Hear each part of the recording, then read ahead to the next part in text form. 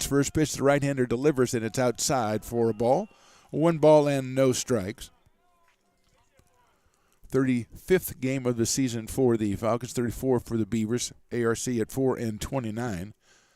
And they've got the single win in conference play. Here's Timmons delivering, and it's fouled off by Chris Catalano, a sophomore right fielder out of Folsom High School, leading off a .291 average for Chris, a home run and 21 runs batted in. Next pitch, a fastball, looked pretty good, but it misses, so it's 2 balls and 1 strike, and I want to commend right away. It starts complaining right away. The Folsom Lake College designer who came up with this fastball is just a little high, 3-1. Came up with this color scheme of black pants and jerseys and purple numbers. So, I mean, I guess that's a really striking combination, but I have no idea what number Chris is. That one is down low for a ball. And he goes down to first wearing number 0, it looks like, on his back. So he is at first base with nobody out. And that'll bring up the number 2 hitter, Andrew Neal, the second baseman. Andrew from Freedom High School, also a sophomore, hits from the left-hand side, bats .267, 2 home runs, 14 runs batted in. We welcome the viewers on ARC Athletics YouTube and Stones Radio Network YouTube and the listeners on the Mixler app. Timmons with Catalano leading off first. The pitch on the way, that is down low for a ball. So called strikes, a scarcity right now as we get started here. I saw the umpire before the game down downstairs. I said, keep it fair, Blue. That's what I said to him, and I thought that was pretty classy. I could have offered him some cash. I did not. There goes the runner. The pitch is in there for a strike. The throw to second by Herford. The tag is applied, and he is under the tag. A nice throw by Herford behind the plate as Dillon guns it down to the shortstop Eels. Not in time, and Catalano gets the steal.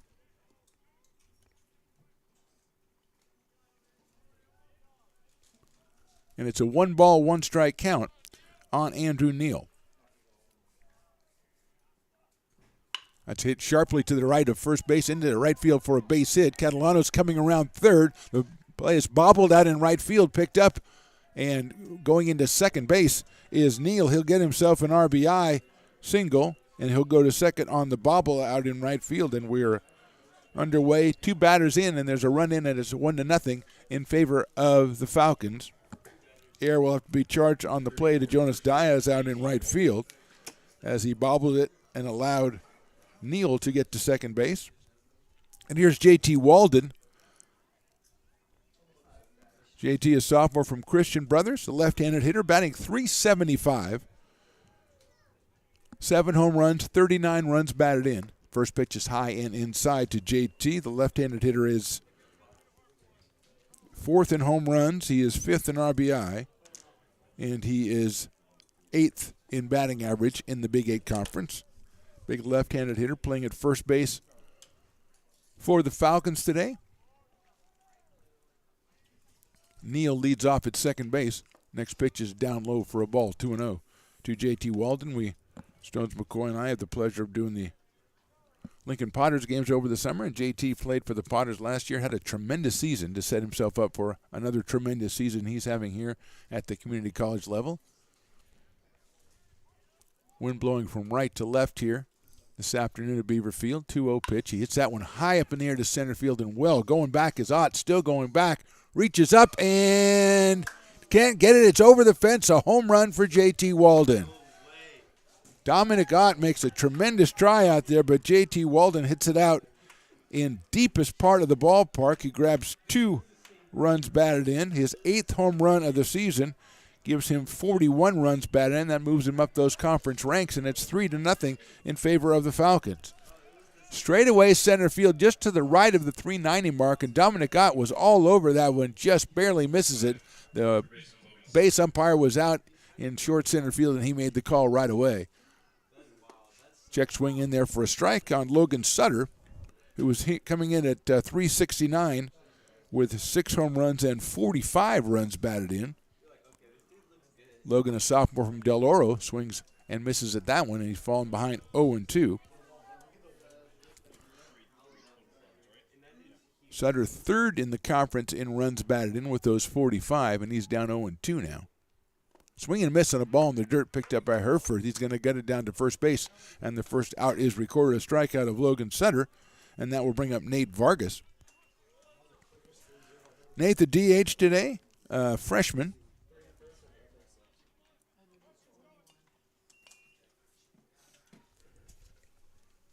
Left-handed hitter stepping in here. Freshman out of Whitney. Another impressive batting average. This one 372 and 40 runs batted in for Nate. And he takes that one on the inside corner for a strike. 3 home runs on the year. So a walk to Catalano, an RBI single for Neal, and then a 2-run home run by J.T. Walden. Puts the Falcons up 3-0. That's hit high in the air on the infield. Druck's going to call for it. No, Darren Eels will call him off and catch it in short, very short center field for the second out. So 2 down very quickly with Sutter and Vargas, and Drake DiGiorno is going to come to the plate. The shortstop batting at .338 on the year. Another sophomore from Folsom High School steps in, right-handed hitter against the right-hander Connor Timmons. Drake 2 home runs, 18 runs batted in. Timmons from the windup. That one's fouled off over to our right. 0-1 on DiGiorno. He's followed in the lineup by Wyatt Reganado, the left fielder. DiGiorno, the shortstop. That's a high fastball, so evens the count at 1 ball and 1 strike. Remainder of the order, Drake Bicknell, the catcher, hitting 8th, and Brett Griffiths is the center fielder. He bats in the number 9 spot. Cameron Sasso is the pitcher for Folsom today. That's in the dirt, 2-1.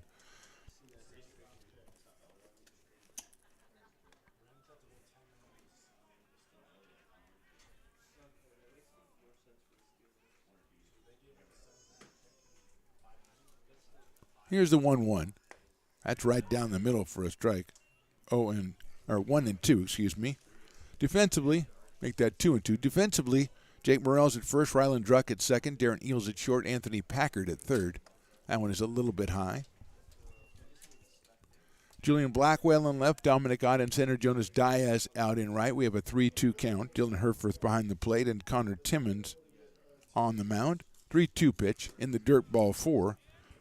And DiGiorno will take the base on balls. Second walk of the inning issued by Timmons, and that'll bring up Wyatt Reganado, the left fielder, batting 7th but hitting .387 on the season. 4th in the conference. 2 home runs and 34 runs batted in. Left-handed hitter. Sophomore from West Valley. And he stands up here with 2 outs. 3 in and 1 on. In the top of the first.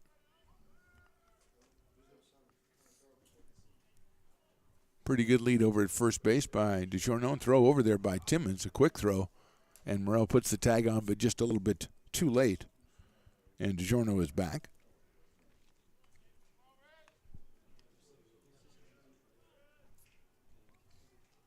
Timmons to the plate. It's a line drive into short left center field. That's going to drop for a base hit. Moving around second, DiGiorno, he'll take it to third. The throw's coming to third, and it's cut off by Eels, and staying at first base is Wyatt Reganado.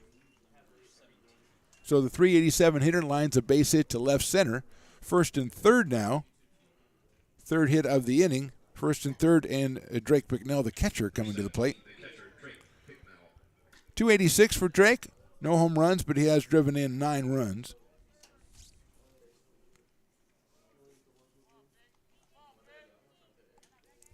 Sophomore at a Jesuit high school.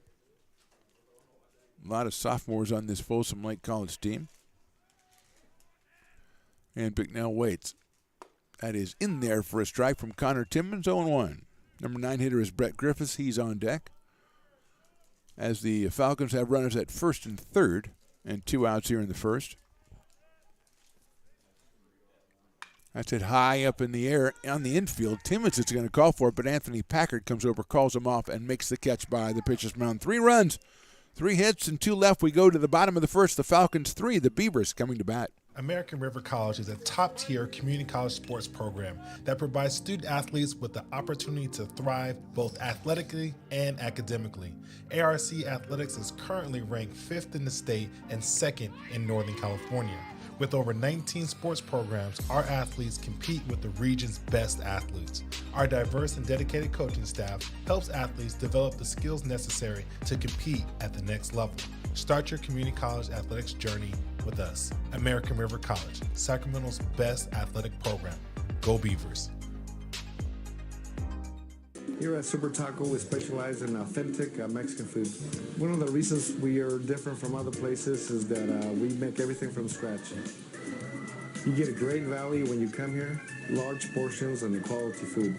Our most popular dishes are many different kind of tacos. We have giant burritos, different kinds of enchiladas, and the fajita. If you're ready for real Mexican food, stop in at a Super Taco. We'd love to see you. Now back to the action right here on Stones Radio Network. Coming back to Beaverfield, bottom of the first. Falcons score 3 times in the top, keyed by the 2-run home run by J.T. Walden. Cameron Sasso, another Lincoln Potter, coming out to take the mound for Folsom Lake College here in the bottom of the first. 3-0 on the season, a 3.42 ERA for the sophomore from McKinleyville. 26 and a third innings pitched, 30 strikeouts and just 7 base on balls for Cameron. He will face a lineup that starts off with Dominic Ott in center field, and then Ryland Druck, the second baseman, Julian Blackwell, the DH. Those are the first 3 to face Sasso. Wyatt Balke's in the cleanup spot today, the left fielder. Jonas Diaz in right field, then Jake Morrell, the first baseman. Those are the next 3. The bottom 3 batting 7th, Darren Eels, the shortstop. Anthony Packard at third base, and Dylan Herforth behind the plate. Connor Timmons, as we said, the pitcher for the Beavers today. So it'll be Dominic Ott, Ryland Druck, and Julian Blackwell when Cameron Sasso is through with his warm-up tosses. We've got a nice day here, but a little bit of overcast, and the sun, got clouds coming in for the sun intermittently, and now that just had a situation where it was dark on the mound and light at the plate, and it's kind of like a monster movie, but not really, and I'm a little scared, but Stones is here, so it's okay. I'm calm. When he's around, I'm very calm, and I'm ready to go, although it is a little creepy. Here's Dominic Ott, the sophomore from Wood Creek, playing out in center field. A home run, 10 runs batted in, and a .258 batting average for Dominic as he settles in against Cameron Sasso. Both players played for the Potters last summer. Dominic had a real good run right at the beginning of the summer out of Wood Creek High School. First pitch is coming in, and he fakes the bunt, pulls it back. It's ball, 1 ball and no strikes.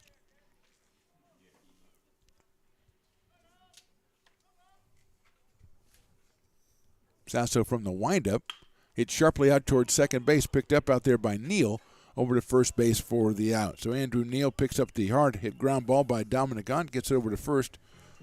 1 out, here's Ryland Druck. 225 for Ryland. Freshman out of Roseville, and yes, Grandma Druck is in attendance today, so bravo. Came up and said a few nice words to me and praised me and gave me credit for a lot of things that were really Stones' doing, but I took credit for him. He hits that ball right out toward Andrew Neal again. This time Neal comes in a little bit, gets it over to first, and gets Ryland by a step and a half. So 2 straight ground balls to second base. I guess we should introduce the remainder of the infield besides Andrew Neal. At first base, J.T. Walden with the 2 putouts so far. Drake DiGiorno at short. Logan Sutter at third. Wyatt Reganato in left. Brett Griffiths in center. Chris Catalano in right. Drake McNell behind the plate. And again, Cameron Sasso on the mound. Here's Julian Blackwell. East Side High in Antelope Valley for Julian. 220 on the year. The sophomore has 8 runs batted in. Hitting in the number 3 spot for Coach Jay and the Beavers today. Waits for the 1-0 from Sasso. Swings and misses at a fastball. 1-1 on Julian Blackwell. Wyatt Balke on deck, the cleanup hitter today for ARC. Here's Sasso's 1-1. That's grounded foul over the dugout on the right side, right field side, and rolls off into the picnic area. The trails over there, beautiful area over there. Nice trees and stuff, look like a park. 1-2. Big breaking ball stays high. 2 balls and 2 strikes on Julian Blackwell. Falcons scored 3 times in the top of the inning. Beavers with a couple of ground balls to second base, trying to get something started here off the right-hander Cameron Sasso. That one is just a little bit high again. Takes the count to 3 balls and 2 strikes on Julian Blackwell. These two teams meet on Thursday over at Folsom Lake and are back here on Saturday for the 3rd game of the series. That is in the dirt, ball 4. So Blackwell gets the base on balls from Sasso, just the 8th that Cameron has given up this season. And here's Wyatt Balky. Wyatt, the left fielder today, hitting at .234. 3 home runs and 10 runs batted in for Wyatt. Freshman from Wood Creek High steps in there against Cameron Sasso. Blackwell short lead at first base. Jonas Diaz to follow. There goes Blackwell. Pitch is grounded foul down the third base line by the dugout, and so Julian will just round it up and take it on back to first base. And it's an 0-1 count on Wyatt Balky.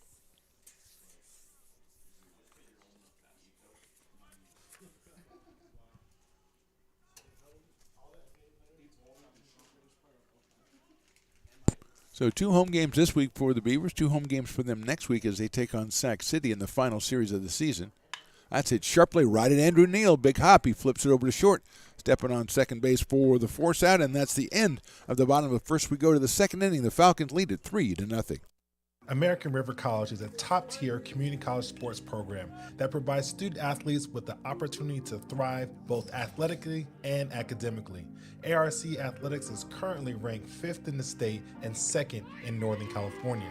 With over 19 sports programs, our athletes compete with the region's best athletes. Our diverse and dedicated coaching staff helps athletes develop the skills necessary to compete at the next level. Start your community college athletics journey with us. American River College, Sacramento's best athletic program. Go Beavers.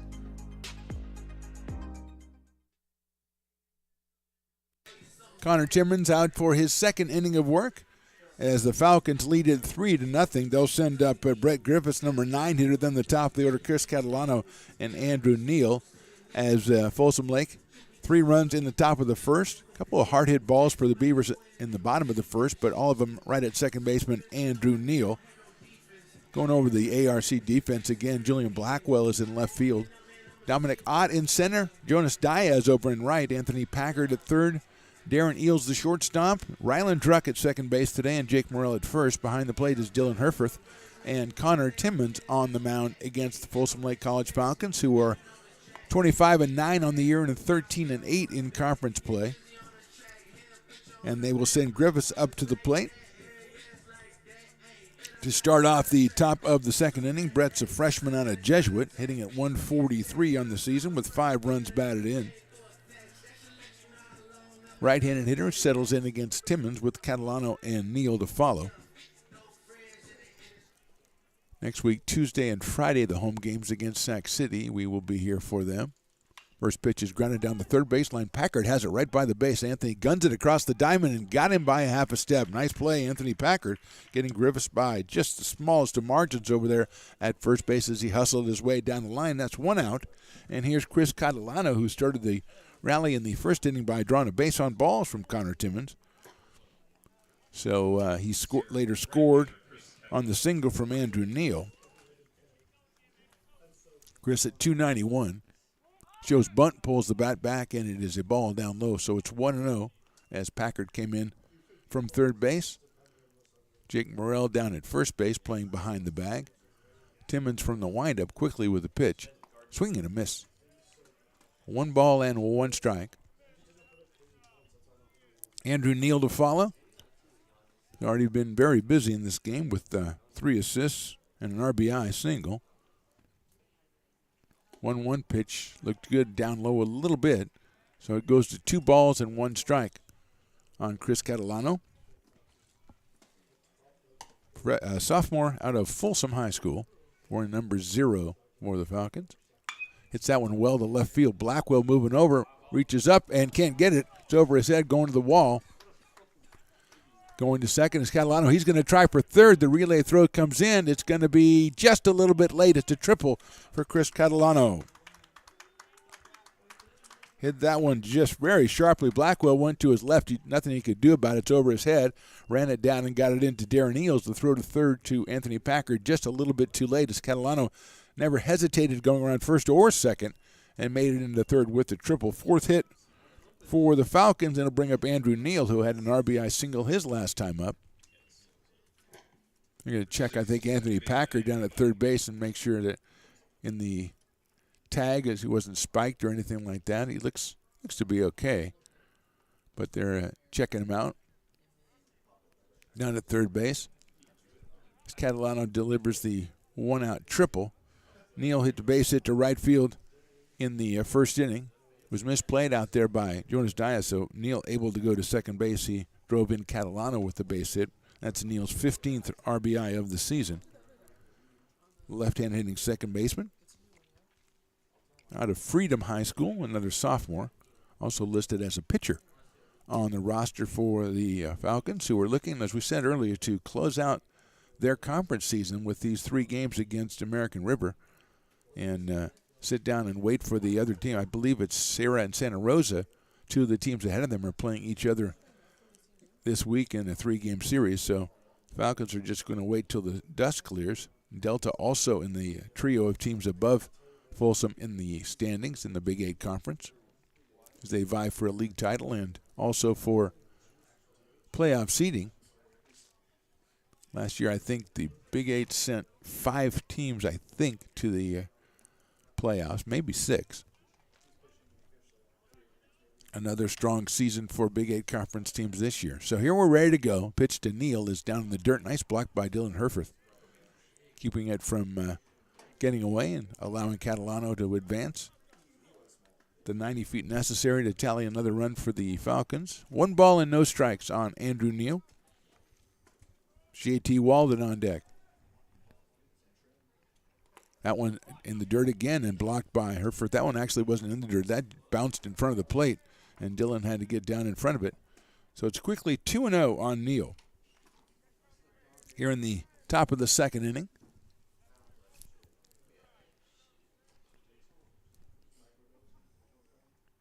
Hits it sharply to the left of second base. Druck, nice play. He throws to first. Did he get him at first?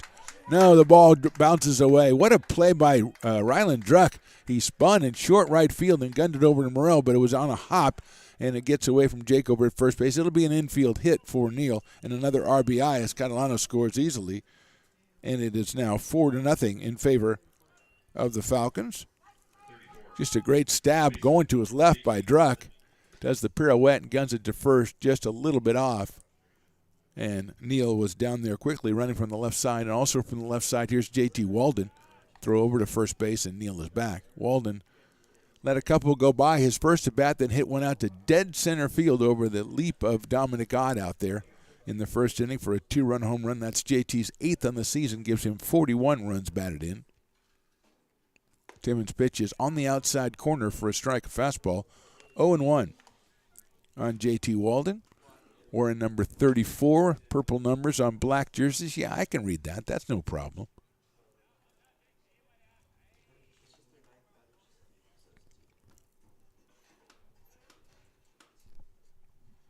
Throw over to first base again. Did they get him? No, they didn't, but it had Neal leaning a little bit the wrong way.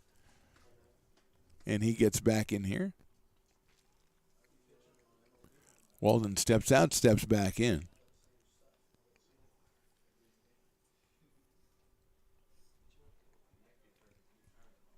He throws over to first again, and Neal is back in under the tag as Walden waits patiently at home plate. And I get to look at the black and purple combination, which reminds me of a Black Sabbath album cover in the early 70s. I'll have to look it up. There's the pitch. It is outside.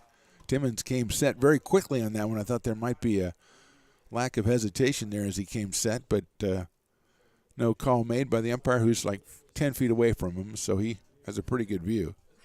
And JT took that pitch for a ball.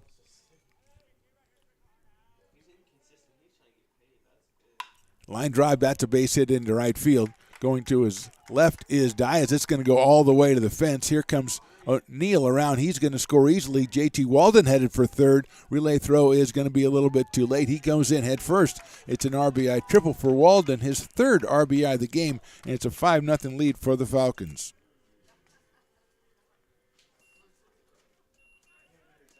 Just drilled down the right field line. Diaz had nothing to do. He went to his left, and it was already by him all the way to the fence. Neal scores easily, and Walden head first slide into third ahead of the throw. So he's got himself a home run and a triple and 3 runs batted in. And here's Logan Sutter, who struck out his first time back in the first inning. He lines that one into center field. Ott's coming in, still coming in. He's going to make the catch and then slip.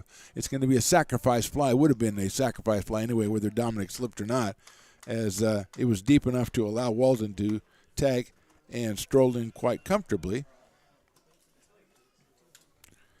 Sutter gets his 46th run bat into the season and makes it 6-0 in favor of the Falcons. So Catalano and a triple, then Neal a single, then Walden a triple. The sacrifice fly from Sutter, and here's Nate Vargas. Line drive right field, that's a base hit. It's down, it's going to go all the way into the corner. Vargas rounds first, he's headed for second, and Diaz picks it up. That's going to be another triple, the third of the inning. And Vargas comes into third standing up, and he is at third with 2 outs. And the third triple of the inning. 6th hit of the game for the Falcons, and that will bring up Drake DiGiorno.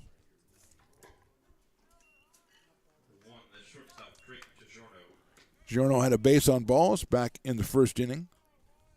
It's at 3:38.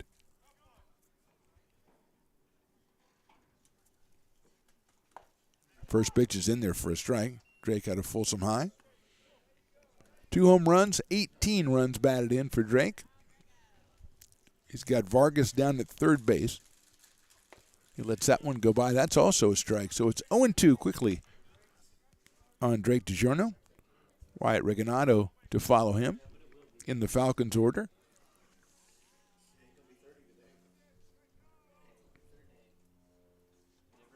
Check swing just a little bit low and outside. 1-2. Beavers anticipating the call strike 3, but it is 1 ball and 2 strikes now on Drake DiGiorno. Timmons comes set, checks the runner at third, Vargas. That was outside. 2-2.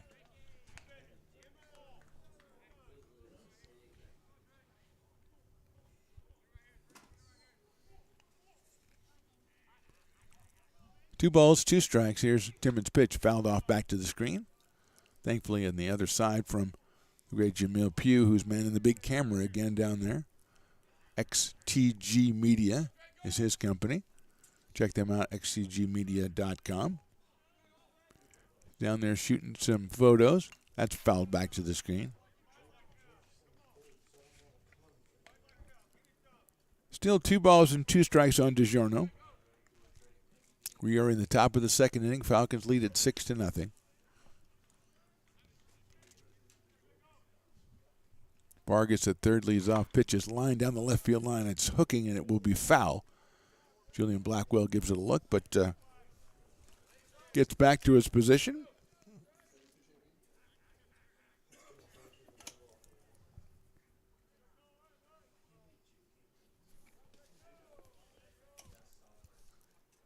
That's sails high for a ball.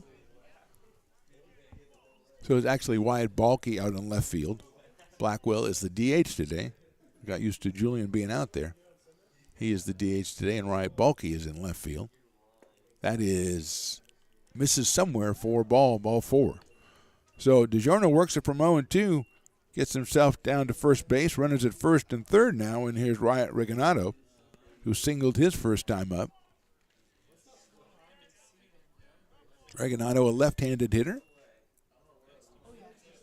out of West Valley, another sophomore. Came in at 387 on the season, pair of home runs and 34 runs batted in. Runner at first is going. The pitch is down low, and no throw will be made as DiGiorno goes into second base. So second and third now, 2 in scoring position for Regalado. fourth in the league in hitting at .387 coming into the game today. Left-handed hitter against the right-hander Timmons. Here's the pitch. High in the air, left side. Packard giving chase, but it looks like it's going to get out of play. And it does. Evens the count, 1 ball and 1 strike. These two teams, mine are back here on Saturday. We will be over at the softball, the Becky Russ softball field, or Becky Russ Field for softball, a doubleheader, as the Folsom Lake College softball team comes in to face the Beavers, and Big 8 conference doubleheader. That's lined foul down the first base line, so it's 1-2 now on Reganado. And then we've got 2 games against Sac City next week, Tuesday and Friday, to round out the season for the Beavers.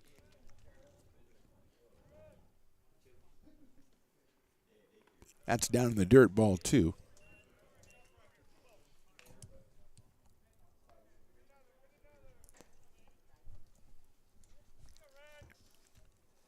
Two balls and 2 strikes. Stones McCoy frantically signaling me, so I'm checking my clothes, make sure everything's buttoned, but it was actually introducing the new camera. That's grounded down to first base. Nice play by Jake Morrell on the big hop. Goes over and tags the bag for the out. 3 runs on 4 hits. The left 2. We go to the bottom of the second inning, and the Falcons lead at 6-0.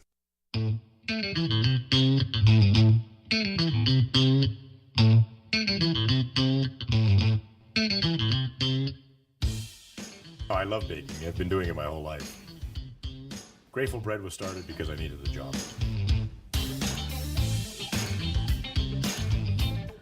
Personally, the most rewarding part is about eating it. It always used to seem like bread was just an afterthought, and which was always kind of disappointing. But now, as not only people, foodies, and people eating, they're expecting better quality, and people notice it, they can see it. American River College is a top-tier community college sports program that provides student-athletes with the opportunity to thrive both athletically and academically. ARC Athletics is currently ranked 5th in the state and 2nd in Northern California. With over 19 sports programs, our athletes compete with the region's best athletes. Our diverse and dedicated coaching staff helps athletes develop the skills necessary to compete at the next level. Start your community college athletics journey with us. American River College, Sacramento's best athletic program. Go Beavers.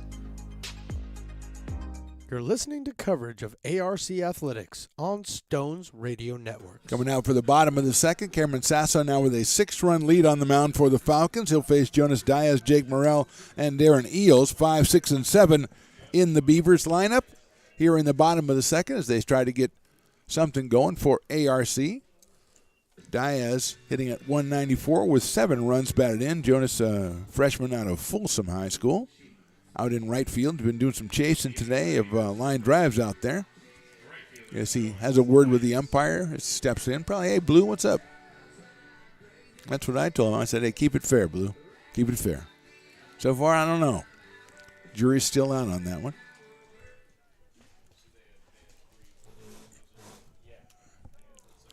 First pitch from Sasso is in there for a call strike. Checking out the new center field camera from Stones Radio Networks. It looks pretty sweet. And it almost catches me in the background, which I don't know if I like that or not. But that looks pretty good, Stones. Well done. Swing and a miss. 0-2 on Jonas Diaz. A development 7 years in the making, Stones McCoy's center field camera. But well worth it. 0-2 pitch on the outside corner, call strike 3. Diaz goes back to the bench. First strikeout victim of Cameron Sasso, number 31 in the season for Cameron. And here's Jake Morrell, the left-handed first baseman. Freshman out of Whitney, batting at .213. He does have a home run and has driven in 7 runs for the Beavers. Steps up here with 1 out in the bottom of the second. Darren Eels to follow for ARC, and that first pitch is down low from Sasso. Cameron, a sophomore out of McKinleyville. .42 ERA. That one is in there for a strike. 1-1 on Jake Morrell.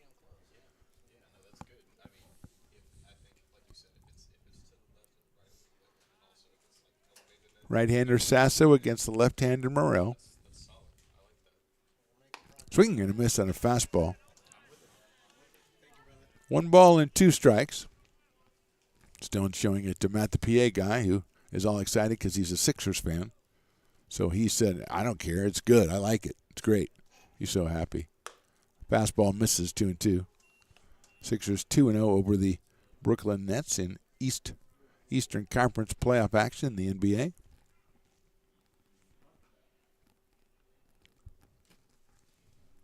2-2 pitch. Swing and a miss, off-speed pitch, got him on strikes. 2 strikeouts in the inning for Cameron Sasso. That brings up Darren Eales. Shortstop, the freshman out of Bear Creek High in Stockton. Has a pair of home runs and 11 runs batted in, and 187 average. Steps up here with 2 outs to face Cameron Sasso. And yes, I have already made a bet with Matt, Kings and Sixers finals. Breaking ball misses inside because I'm sure that'll happen. The 2-3 seeds. 1-0 on Darren Eales.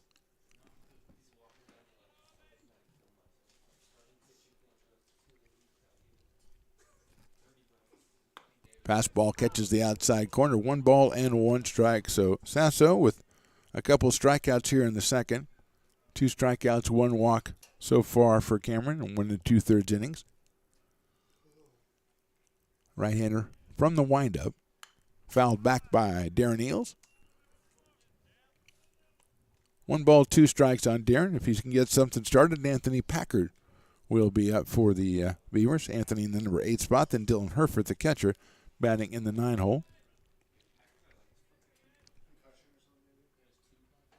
That's chopped foul by Eales at the plate. Off-speed pitch from Sasso. 1 ball and 2 strikes on Darren. The shortstop with a pair of home runs this season. Mostly been the everyday shortstop for Coach Jay out there throughout the campaign. 1-2 pitches hit high in the air but foul down the left field line and out of play. High fastball that Eales kind of tomahawked down the left field line.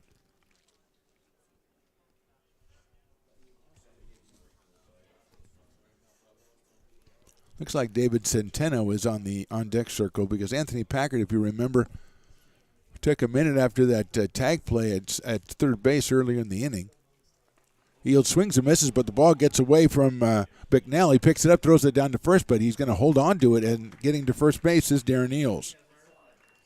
So it's a strikeout for Sasso. It was a breaking ball in the dirt. And going down to first is Eales, and here's David Centeno who's going to come in and bat for Anthony Packard. As Packard, as we talked about, was being checked out there after that play at third base, and evidently that what they found, I think he might have had something in his eye. But we'll try to get some further clarification on that. But David Centeno is going to be our hitter, the freshman out of Roseville.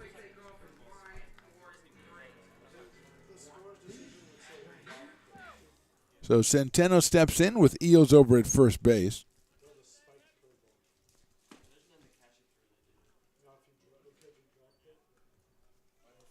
Sasso checks the runner at first. Comes to the plate. David swings and fouls it off. So 0-1 on David Centeno, the pinch hitter.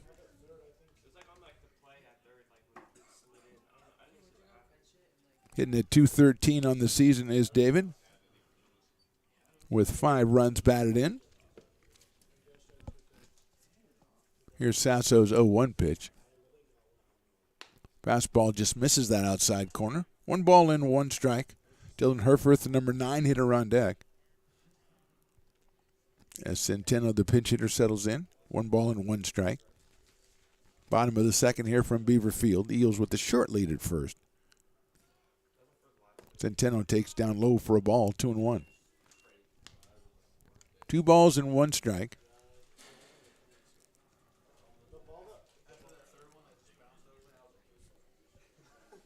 Nice day for a baseball game out here at Beaver Field. Popped up by Centeno. It's the first baseman is calling for it. That's JT Walden. Blocks out the sun and catches the ball for the 3rd out. So no runs, no hits, 1 left. We go to the 3rd inning. It's the Falcons 6 and the Beavers nothing. Here at Super Taco, we specialize in authentic Mexican food. One of the reasons we are different from other places is that we make everything from scratch. You get a great value when you come here, large portions and quality food. Our most popular dishes are many different kind of tacos. We have giant burritos, different kinds of enchiladas, and the fajita. If you're ready for real Mexican food, stop in at a Super Taco. We love to see you.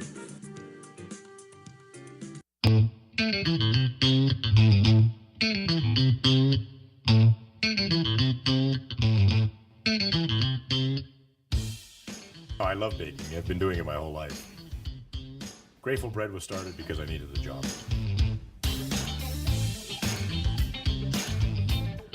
Personally, the most rewarding part is about eating it. It always used to seem like bread was just an afterthought, and which was always kind of disappointing. But now, as not only people, foodies and people eating, they're expecting better quality, and people notice it, they can see it.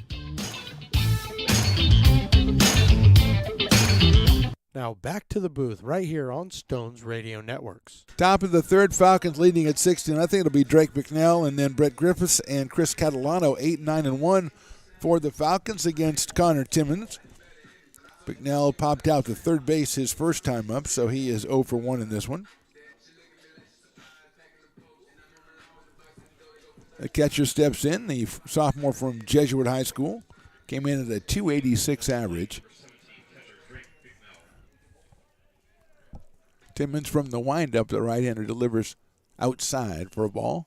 Gets away from Dylan Herfer, so the umpire just takes it out of his pocket and hands it to him. Yeah, throw this one out there. Don't worry about it.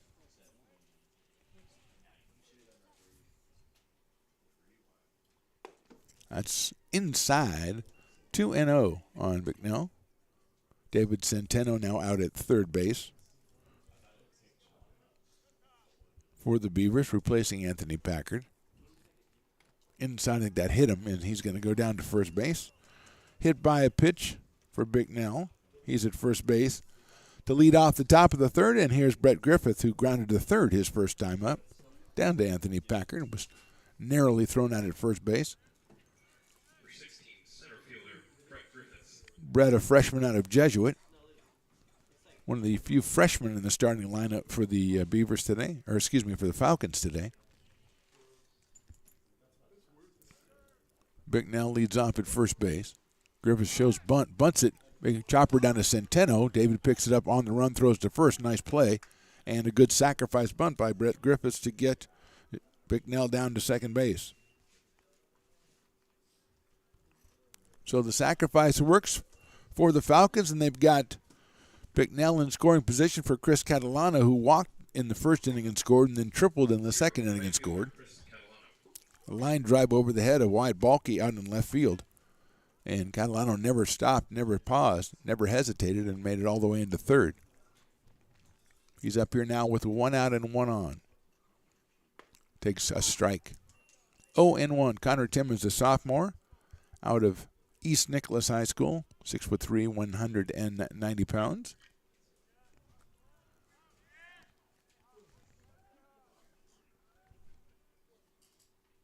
Next one is in there for a strike as well. So quickly 0-2 on Catalano. Andrew Neal on deck, number 2 hitter in the order for the Falcons, who stand at 13-8 in conference play, with this their final conference series on the regular season. 0-2 coming from Connor Timmons. Line drive into right center field. Ott is on the way. He's going to get there, and coming in is Diaz. Nice try by the second baseman to go out Ryland Druck as it was in short right center field. And Druck tries to make the diving catch, couldn't do it. It's a single for Catalano, having to go just to third as McNally had to wait to see if that ball was going to be caught. So he is over at third now, and here is Andrew Neal, who is a couple singles and a couple of runs batted in for the Falcons today. That one off a little bit on the end of the bat. I thought it was a little more solid contact. And Druck made a fine try as Grandma Druck looks on, but was not able to make the catch. And now runners at first and third.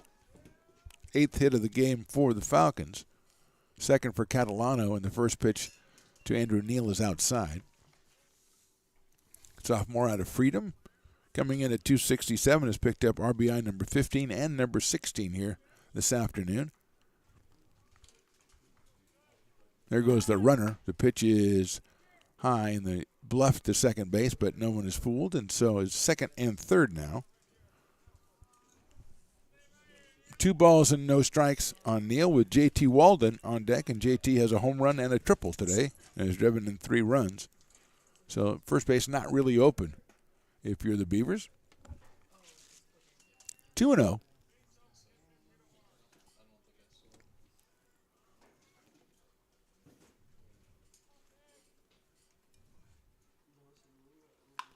Popped up. Infield, Timmons is calling for it. Now Centeno's going to call him off, and David comes in from third base to make the catch. The big out right there for the Beavers. Neal is down for the first time today, and here comes J.T. Walden. Came in at 375 for the first baseman out of Christian Brothers, the sophomore. 7 home runs and 39 batted in. Make that 8 home runs and 42 batted in now. And he's got 2 more on base right now.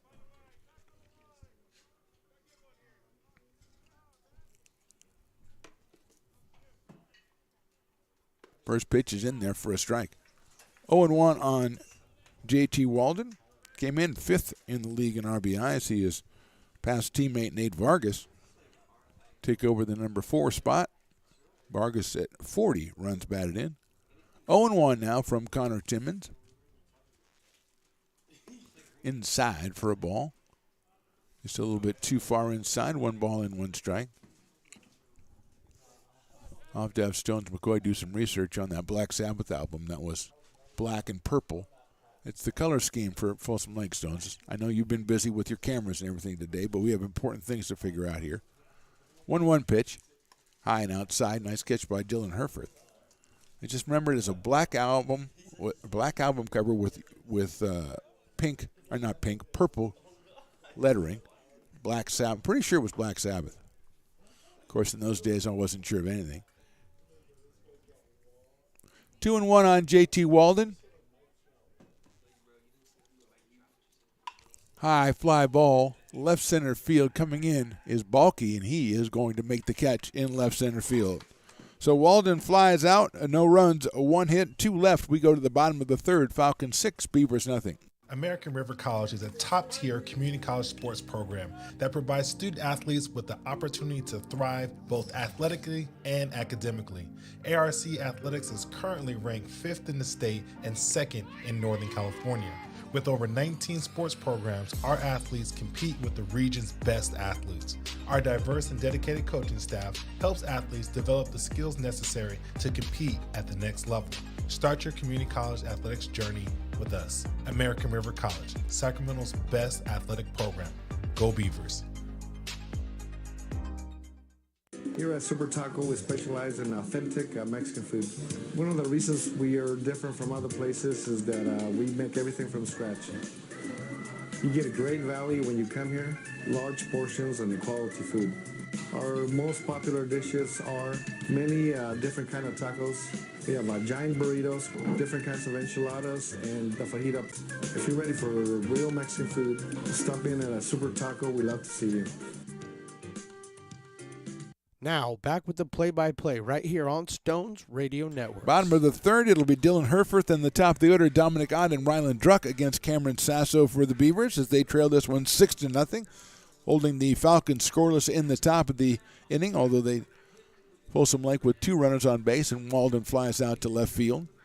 As Sasso was finishing up his warm-up tosses and following up on what we're talking about, Black Sabbath Masters, a reality album is the one we're talking about, a black cover with the purple lettering on the Black Sabbath. And Stone says came out in '88. I don't remember that one as much. I don't even know if Ozzy, we're playing Ozzy on our soundtrack right now, but I'll have to check and see if Ozzy was even in the band at that time in '88. So we've got a lot of research to do up here, and Stones has enough to do. Oh, now Stones is giving me the completely wrong information. Oh, Sweet Leaf. Yeah, okay, there you go. Yeah, so it was not 1988. Okay, there you go. Swing and a miss by Herforth. So Sweet Leaf, yeah. 71. There you go, Stones McCoy. And I knew he'd come through for me. He's just been a little bit distracted with the whole camera thing. Don't tell me the date it came out. I don't really care. Although that was a cool summer. High for a ball. I just graduated like a month before that. No, of course you weren't born yet. That's why you didn't know what you were talking about. The first time you said it was 1988. Yeah, oops. I'm the one who gets dinged for that on the Yelp reviews. In there for a strike to Herford. Dylan, 1 ball and 2 strikes.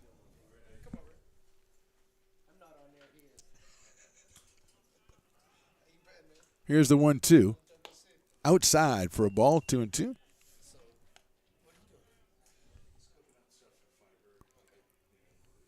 Two balls, 2 strikes on Herford. Ott to follow, then Ryland Druck. We are in the bottom of the 3rd inning here from Beaver Field. Swinging and a miss. Sasso with the strikeout. His 4th of the game. And that'll bring up Dominic Ott, who had a sharp grounder out to second base his first time up. So Dominic is 0 for 1. J.T. Walden at first, Andrew Neal at second. Drake DiGiorno at shortstop, and Logan Sutter at third base, the infield. Oh, there's some Patriots coming back from the snack bar, and that looks awesome. I got to get stones on that because that's a delicious-looking dish. Liz down there in the snack bar just outdoes herself every week. First pitch is a strike to Dominic Ott, 0-1 on Dom. Hits that one sharply to the left to shortstop into left center field for a base hit. Tough hop by DiGiorno, and that's going to be the first hit of the game for the Beavers. A single by Dominic Ott, who placed that one, hit it just as hard as he did the first time, placed it a little bit better, and it was a do-or-die situation going to his left and diving for DiGiorno, and he could not make the play. So first hit of the game for the Beavers is the single, and here's Ryland Druck, who also grounded out to second base his first time up. So he is 0 for 1, the freshman out of Roseville. Playing out at second base for the Beavers here today. Sutter is even with the bag at third base. Druck takes in there for a strike on 1. Julian Blackwell, the DH on deck for AR. Druck, Beavers wearing the home whites. Druck at number 19 for ARC. Had a 5-hit game this year. There goes the runner, and they're going to catch him off at first base as Ott took off a little too quickly. The throw to shortstop, and they're going to tag Dominic Ott out. He is caught stealing as he just took off a little too early. Sasso was motionless on the rubber, and as soon as the yell went out, he's going. He turned around and threw to a shortstop, and they got Ott at second base. 2 outs, and Druck still at the plate. No balls and 1 strike. So the Beavers get a runner, but just as soon he is extinguished, swinging a miss by Ryland Druck on the fastball, actually fouled into the catcher's glove. 0-2 now on Ryland.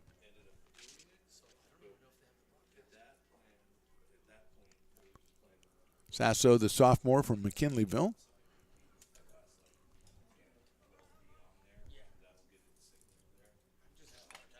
That's fouled at the plate.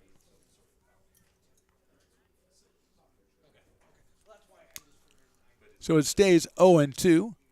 Umpire's going to take the walk out. As either he got dinged or the catcher got dinged, but now the ump's going to just take a long walk out to the mound and hand a new ball to Cameron Sasso, so that whoever got dinged, they're going to have a minute to unding themselves.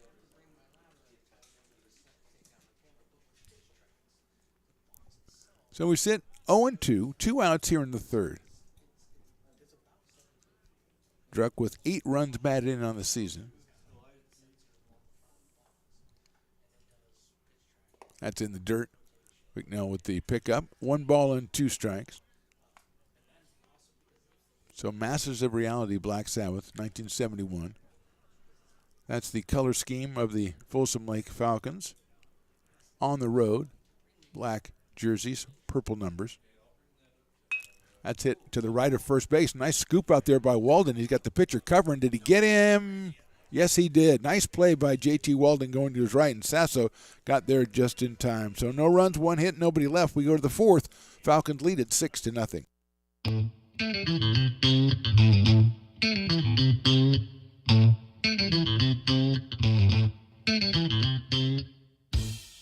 I love baking. I've been doing it my whole life.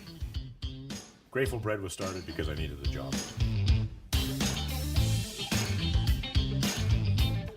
Personally, the most rewarding part is about eating it. It always used to seem like bread was just an afterthought, and which was always kind of disappointing. But now, as not only people, foodies and people eating, they're expecting better quality, and people notice it, they can see it.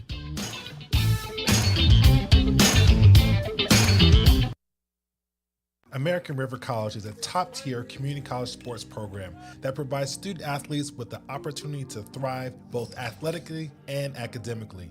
ARC Athletics is currently ranked 5th in the state and 2nd in Northern California. With over 19 sports programs, our athletes compete with the region's best athletes. Our diverse and dedicated coaching staff helps athletes develop the skills necessary to compete at the next level. Start your community college athletics journey with us. American River College, Sacramento's best athletic program. Go Beavers. Now back to the Phantom right here on Stones Radio Network. Hey, that's me, the Phantom, out here at Beaver Field, top of the 4th inning. Falcons leading at 6-0. Logan Sutter, Nate Vargas, and Drake DiGiorno, the first 3 hitters, 4, 5, and 6 in the order for the Falcons. Sutter struck out and hit a sacrifice fly, so he is 0 for 1 with an RBI. That is Logan's 46th run batted in of the season. First pitch is inside and high for a ball 1-0. Came in at 369, has 6 home runs, and now 46 runs batted in. Puts him 3rd in the conference. And he takes that one low, so it's 2-0 on Logan Sutter.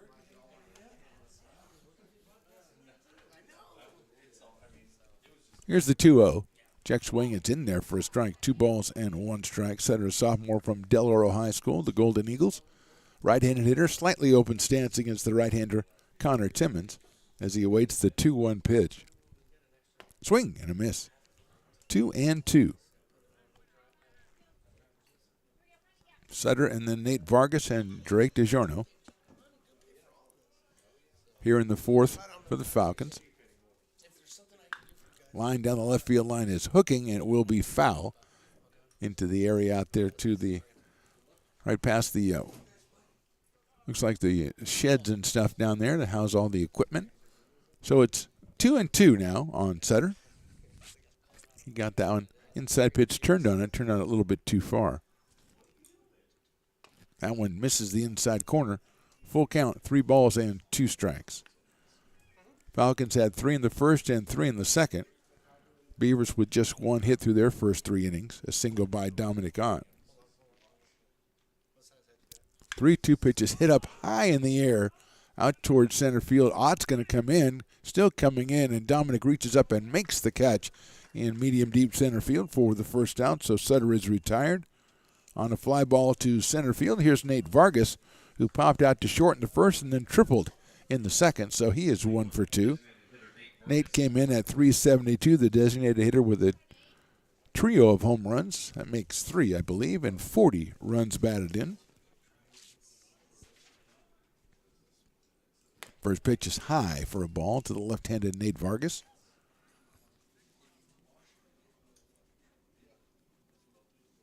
Freshman out of Whitney. Hits it to center field, but that's hit pretty well. Ott's going to go back. He's going to have room and make the catch in deep center field. Not quite to the warning track, but hit pretty well. So 2 quick fly balls to center field for the Falcons in the 4th, and that'll bring up Drake DiGiorno, who has been up in the first inning and walked, and then liked it so much he came up in the second inning and walked again. Both times Drake got over to third base, not able to score a run yet in this one. It's at 338, and he pops one up on the right side, and that's going to be out of play. So 0-1 on DiGiorno. Pair of home runs, 18 runs batted in, and that 338 average for the sophomore from Folsom High School, hitting from the right side against Timmons.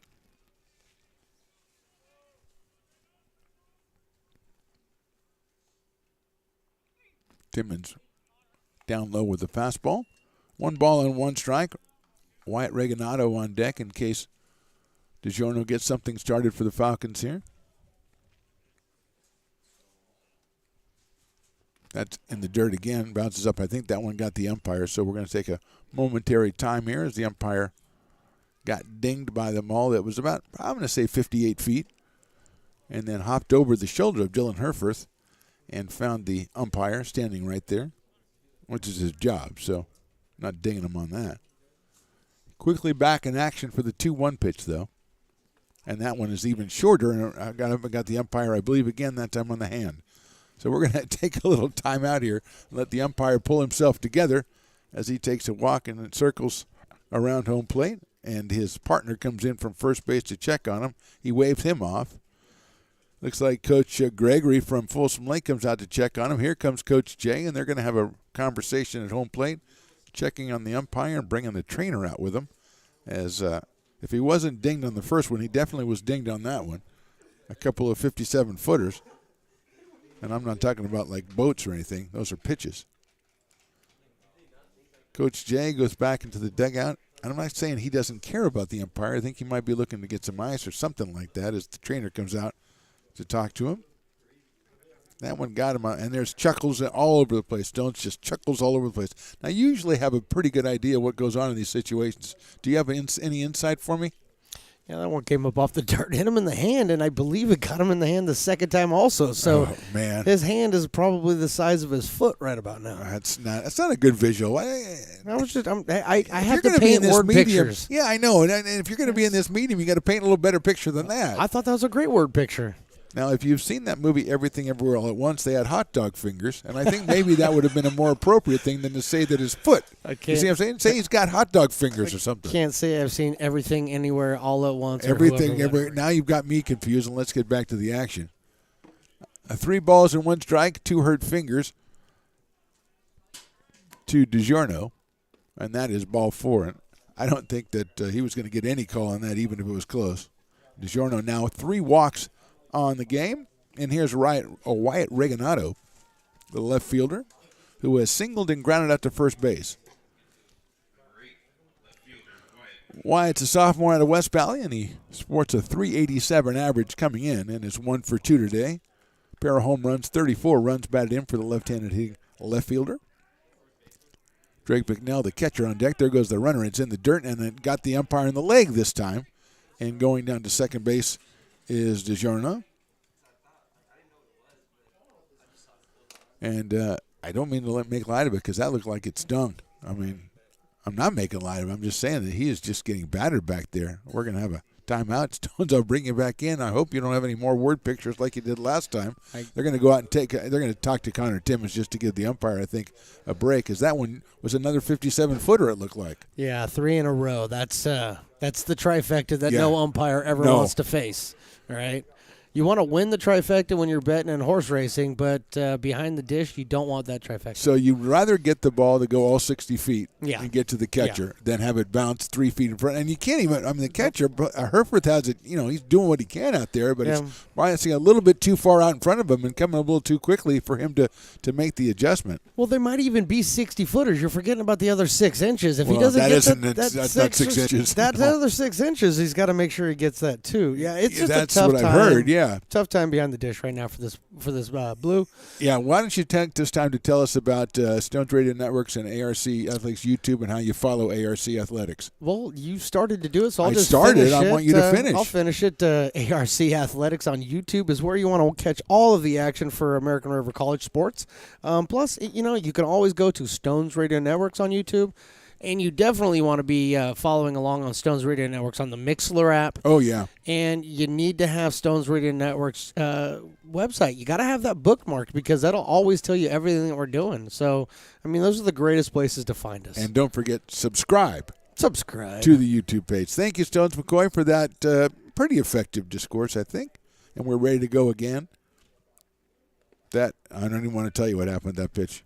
But Herforth with a nice block. I know people can just look for themselves, and they can just figure it out. 2-0, yes, I know. Are you showing pictures of the poor umpire getting hit in the leg? Is that your screensaver now or something? That's hit sharply down the first baseline and foul. So 2-1 on White Oreganato. Out at second base is Drake DiGiorno. He got the base on balls with 2 outs here in the fourth.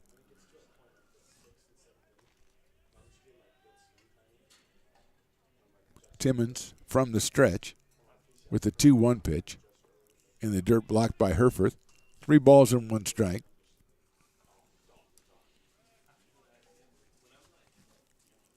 Stones McCoy surveying the area down left field. It's hard to tell if there's anybody warming up for the Beavers because there's just like a lot of area down there, and you can't really see very well. A lot of gates between us and them. 3-1 pitch is chopped foul down the first base line. First base coach with a nice try over there. I don't know if he made a clean stop on it. No, he did not. And you see that in this situation, if you don't try for it, it's actually better than if you try for it and miss it. Because if you miss it, that's going to go on your permanent record. If you don't try for it, and it's all that's okay, Full count to Reganato. Timmons steps off and throws it to second base.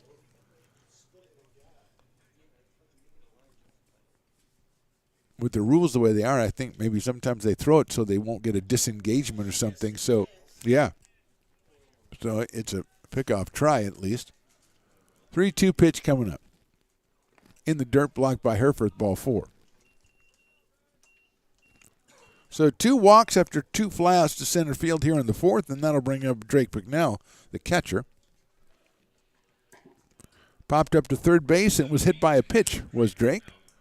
He is 0 for 1 in this one, 286 coming in. Sophomore from Jesuit High School, over there in Carmichael over there. I used to live right across the street, but I don't think that's pertinent now. Back to the action. Thanks, boss. The fastball is in there for a strike. 0-1.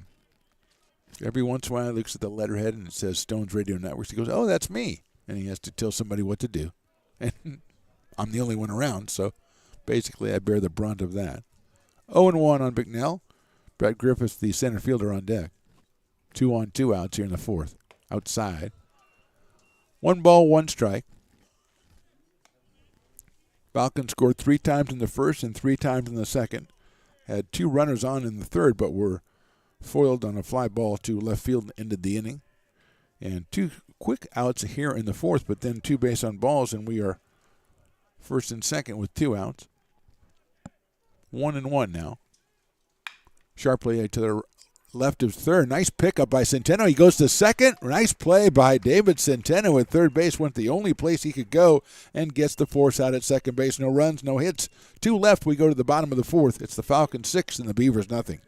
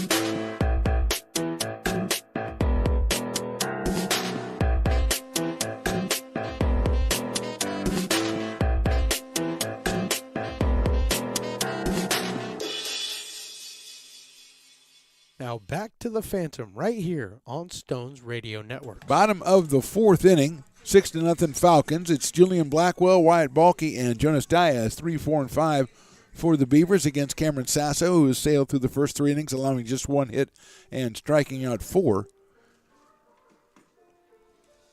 Blackwell got a base on balls his first time through, so yet to make an official appearance at home plate. Julian, the DH today for Coach Jay and the Beavers, Jumelet. who was one of the first coaches to welcome us here to ARC last year. Very kind to us. Off-speed pitches in there for a strike. 0-1. Particularly fascinated by Stones McCoy, asking him all the time, what exactly do you do? And no good answer was ever forthcoming from Mr. McCoy. Sharply hit ground ball to third base under the glove of Sutter into left field for a base hit. That was a do-or-die situation. We'll have to go to the official score, and he says it's going to be a base hit for Julian Blackwell. Kind of a short hop situation to Sutter's left. Did not come up, and Blackwell gets himself a base hit. He's at first with nobody out, and here's Wyatt Balke. Wyatt into a fielder's choice his first time up, so he is 0 for 1.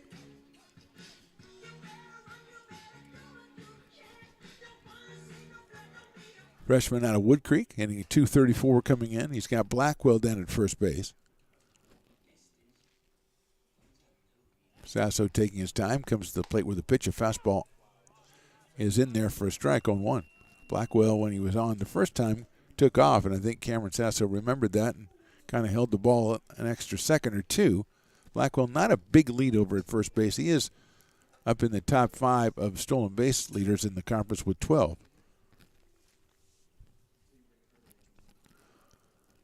Oh, 1 coming from Sasso. Here it is. There goes Blackwell, swinging a miss. The throw to second base is a little bit on the other side, and he tags him out on the foot going into second base.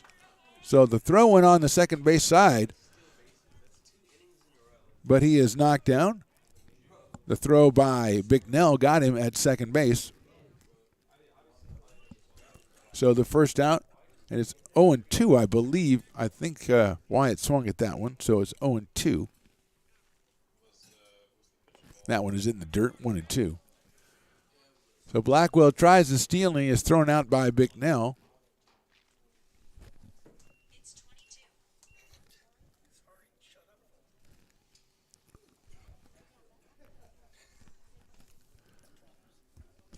One ball and 2 strikes.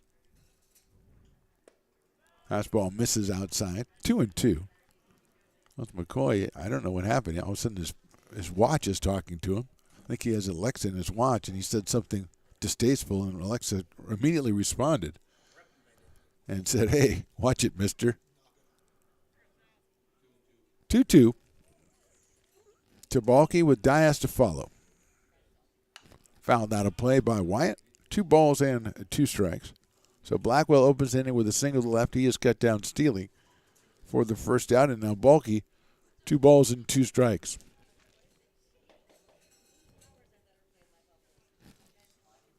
Cameron Sasso, the right-hander, into the windup. Off-speed pitch misses inside. Check swing by Balke, but he holds up. Fills out the count. 3 balls and 2 strikes.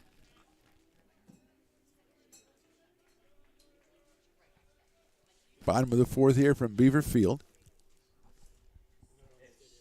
Fastball, call, strike 3. 5th strikeout for Sasso. 2 outs here in the 4th inning, and here's Jonas Diaz, who struck out back in the 2nd inning. So Jonas 0 for 1.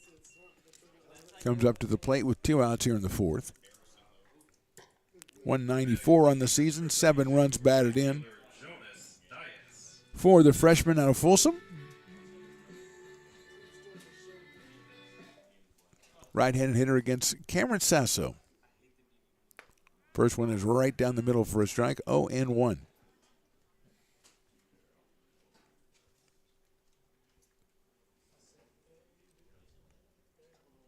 Jake Morrell on deck in case Jonas gets something started for the Beavers here in the 4th. Swing and a miss, check swing on an off-speed pitch, so it's quickly 0-2 on Jonas Diaz.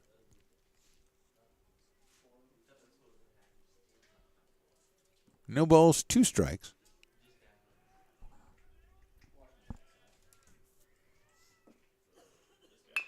Big chopper out towards second. Neal gets it on the hop, throws over to first for the 3rd out. No runs, 1 hit, nobody left. We go to the 5th. Falcons 6, Beavers nothing.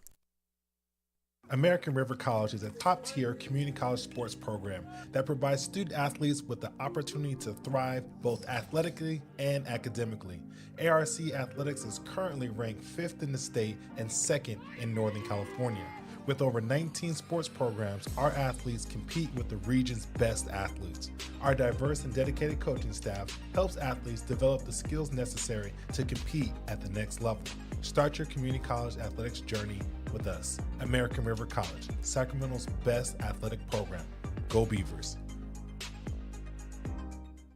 Welcome back to Beaver Field for the top of the 5th inning. It'll be Brett Griffiths, and then the top of the order, Chris Catalano and Andrew Neal for the Falcons against Connor Timmons. A reminder, these two teams meet again on Thursday. That will be over in Folsom, and then on Saturday, they're back here for a 1 p.m. first pitch. We will not be on the air on Saturday with the baseball game. We'll be starting a doubleheader at noontime over from Becky Russ Field, the softball complex. These two schools will meet. It'll be ARC against Folsom Lake College in a doubleheader commencing at 12 o'clock.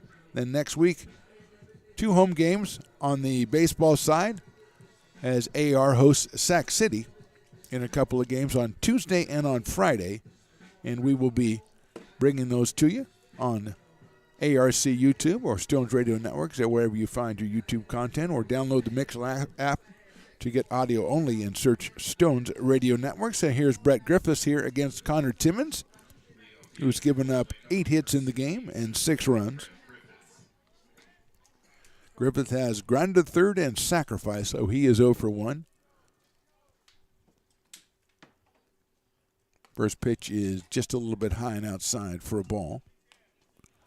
Brett, a freshman out of Jesuit, right-handed hitter, playing out in center field, has 5 runs batted in on the season. That is in the dirt. 2 balls and no strikes. Chris Catalano, the top of the order, on deck.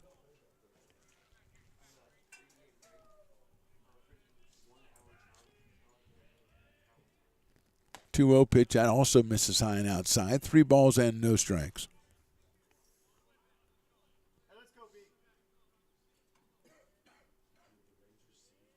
Five walks issued by Timmons so far. And that one is down the middle for a strike. 3-1 on Brett Griffiths. Connor with a single strikeout. He's also hit a batter. That one's in the dirt, ball 4. So Griffith is down at first base with the base on balls. And here comes the top of the order, Chris Catalano, the right fielder. Walked, tripled, and singled so far. So Chris on base 3 times, 2 for 2. He has scored 2 runs. Came in with a .291 average, but probably got that up over 300 now for the sophomore out of Folsom High School. Hitting from the right side, slightly open stance with Griffiths down at first base. Gets a good lead down there. First pitch is outside low to Catalano, so it's 1 ball and no strikes. Andrew Neal, the second baseman, on deck. Top of the 5th here. Falcons 6, Beavers nothing. Griffiths another good lead over at first base. Timmons has shown a good move and throws over there this time. A little bit too late. Merrill puts the tag on, and umpire says safe, which is the right call.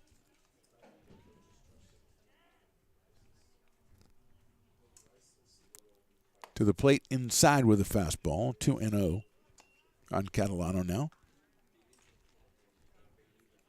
Chris with a home run and 21 runs batted in on the season. A 25-9 campaign for Folsom Lake up to this point. 2-0 pitches right down the middle. 2-1. Nice little crowd out here on a, what day is this? Tuesday afternoon. Trying to stay in the sun as the sun keeps going behind clouds. But for the most part, pretty pleasant out here. 2-1 coming up to Catalano. There goes the runner. He stumbles, but he's going to be able to make it anyway as the ball is in the dirt. So Griffiths credit for a steal of second base. And it's now 3 balls and 1 strike. And Dylan Herforth doing yeoman's duty behind the plate, having to block a lot of pitches that are short-hopping him. 3 balls and 1 strike.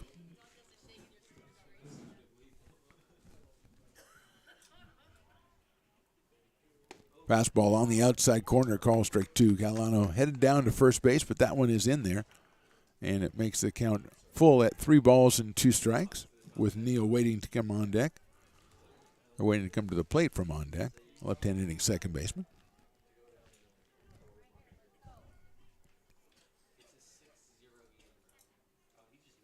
That's inside, ball 4. Second walk of the inning. First and second now for the Falcons. And that'll bring up Andrew Neal, who singled in the first inning, drove in a run, singled in the second inning, drove in a run, and then grounded to third in the third inning. So he is 2 for 3. And now we're going to have a meeting at the mound and talk to Connor Timmons, who's issued 2 walks now. It's 7 walks in the game with the hit batter. So he's going to have a meeting at the mound as we'll have a little break in the action here. We're sitting in the top of the 5th inning.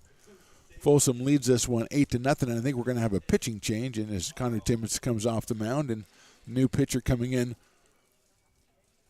for the Beavers, right-hander. I think that might be Matt Kelly. Let's take a look and see what we've got here as far as the new pitcher for the Beavers is concerned. 2 runners on and nobody out here in the 5th for that new pitcher. Beavers looking for win number 5 on the season, number 2 in Big 8 conference play, as they're going to make the pitching change. 3 runs in the first, 3 runs in the second for the Falcons. Then they were held scoreless in the third and fourth. They've started the 5th with 2 base on balls, runners at first and second. And we have a new pitcher, a right-hander. Might be number 55. That's Nick Rosemont will be the new pitcher.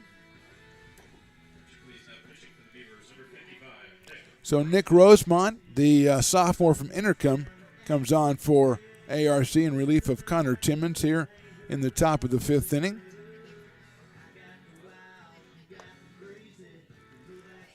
Nick making his 8th appearance. No record, 9 in the 3rd innings of work, a 6.75 ERA, 7 strikeouts, 12 walks. So he will come out here to take on Andrew Neal, the number 2 hitter for the Falcons.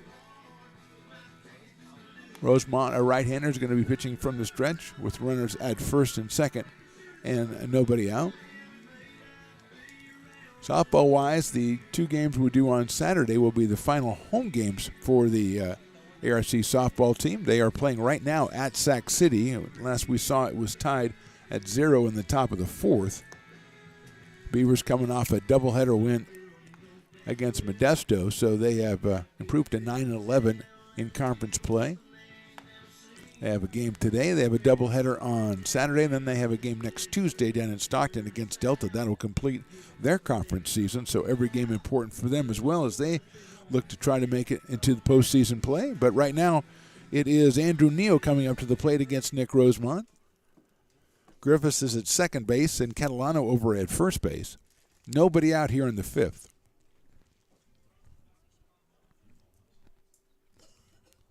Neal, a left-handed hitter from Freedom High School. Shows bunt, bunts it down the third base line. It's going to be handled by Centeno with a bare hand over to first. Did he get him? No, he did not. A nice play by Centeno, but Neal beats it out. He'll get credit for a single. Moves the runners along. Bases are loaded now. 9th hit of the game for the Falcons. And here's J.T. Walden, who came up in the first inning and hit a 2-run home run. Then they hit an RBI triple in the second, fly to left in the third. So J.T. is 2 for 3. He's picked up his 8th home run and 42nd RBI of the season. And he's up here with the bases loaded and nobody out. A perfect bunt by Neal. Great play by Centeno, but he's just a little bit too late. JT hits it high up in the air. Short center field. Ott's coming in. Here comes the left fielder. Dives for it. Can't make the play. It drops safe. They pick the ball up, throw it to third to try to get the force, and not in time. It's going to be an RBI single for J.T. Walden as Griffith scores. And moving up, Catalano and Neal. So J.T. didn't hit it. He hit it well, but he hit it too high. But he's going to get himself his 4th RBI of the game as nobody able to get it. A nice diving try by Wyatt Balke in left center field, but just could not get to it. and that'll bring up Logan Sutter. Bases are still loaded. A run in now, 7-0 in favor of the Falcons, and Sutter, who struck out, hit a sacrifice fly, and flied to center, is up here.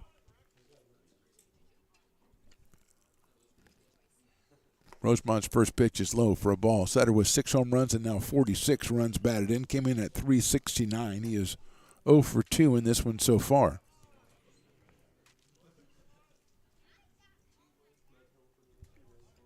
Nate Vargas to follow. 1-0 pitch on the outside corner. Call it strike one. 1 ball and 1 strike. Sutter from Del Oro High School, the sophomore third baseman.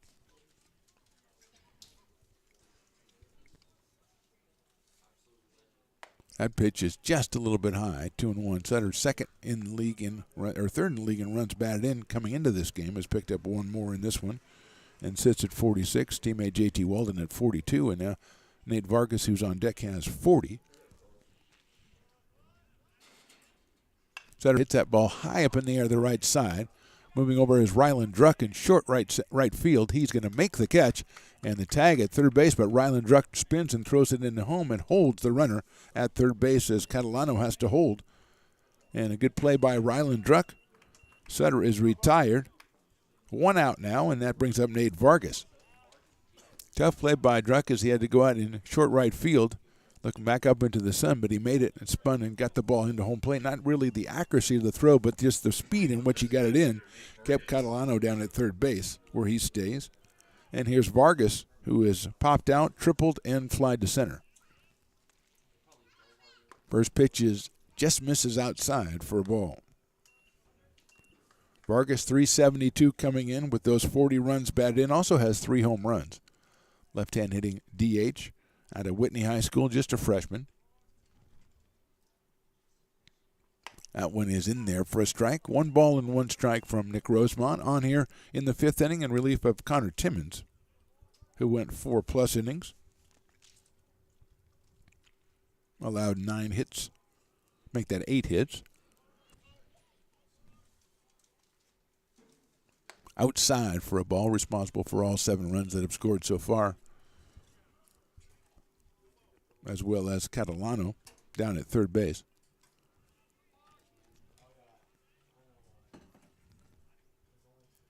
Two and 1 on Vargas.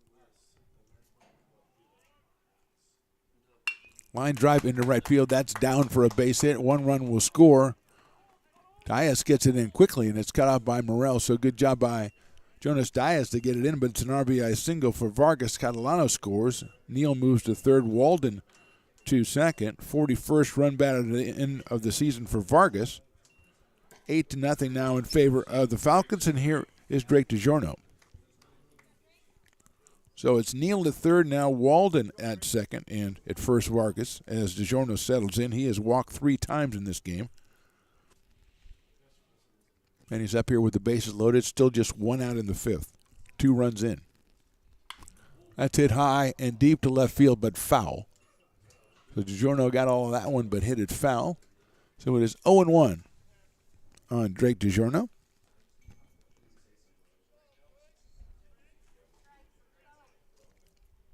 Right-hand hitting shortstop settles in. Also from Folsom High School. We're in number 1.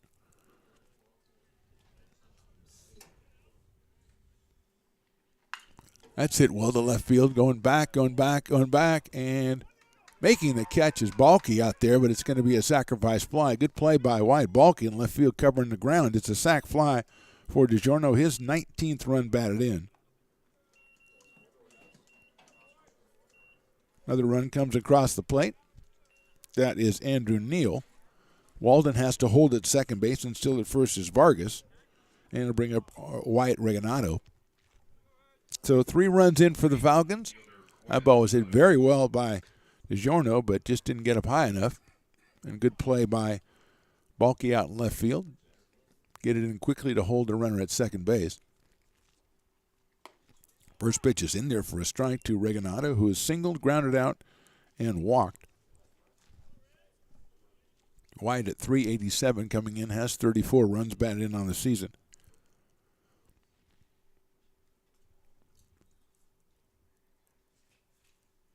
Rosemont takes his time, gets a sign from Herforth. High fly ball right field. Diaz goes back. He's got a beat on it in deep right field and makes the catch for the out. So 3 runs, 3 hits. They're going to leave 2 as we go to the bottom of the 5th. The score now, the Falcons 9 and the Beavers nothing.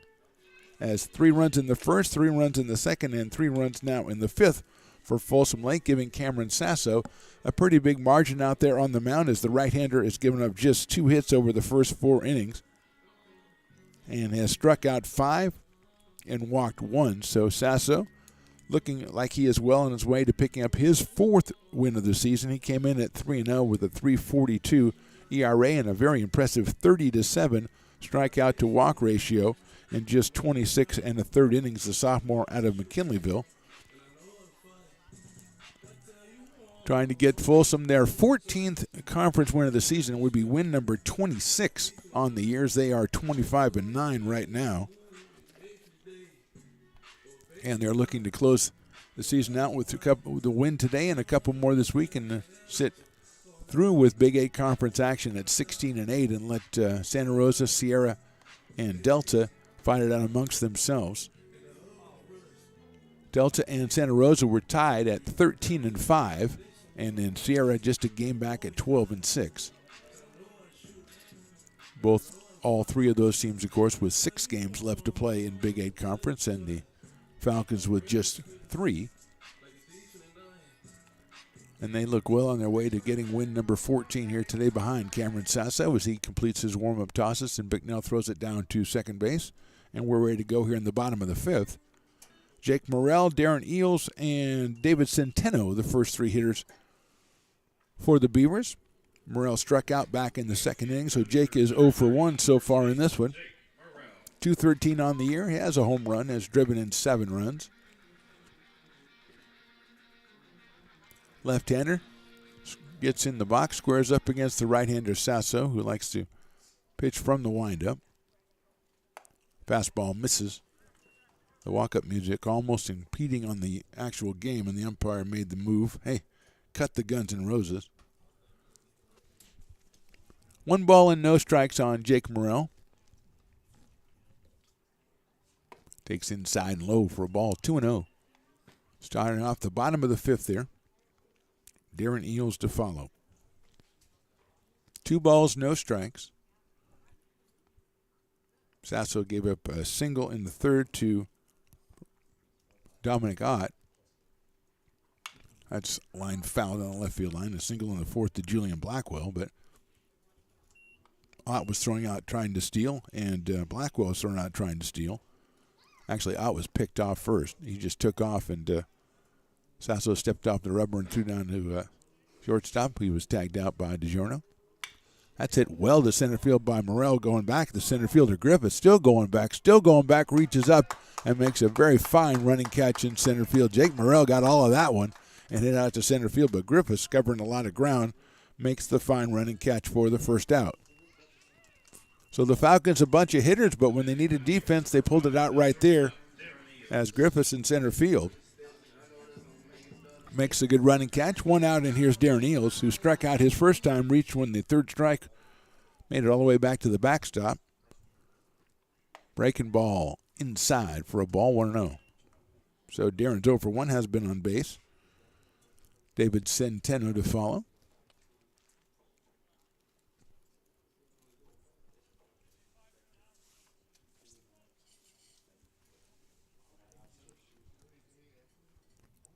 One ball and no strikes. Inside, ball 2. 2-0 on Darren, freshman out of Bear Creek High School down in Stockton from the 209. Slightly open stance from the right side. Waits for the 2-0 from Sasso. That one is in there for a call strike, 2-1. To Darren Eels. Bottom of the 5th, 1 out. Here from Beaver Field.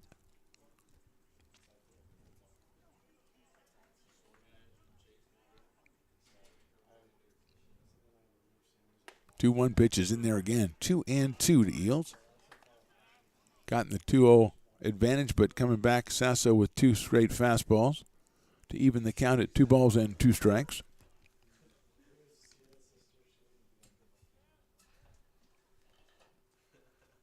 Swing and a foul ball at the plate. Oh, couldn't have been held by Bicknell, so Darren Eels will have himself another chance. 2 balls and 2 strikes. Just got enough of that one to spoil it, keep himself alive.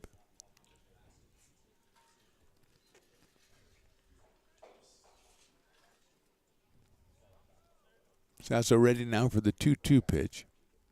High for a ball. 3 balls and 2 strikes on Darren Eels.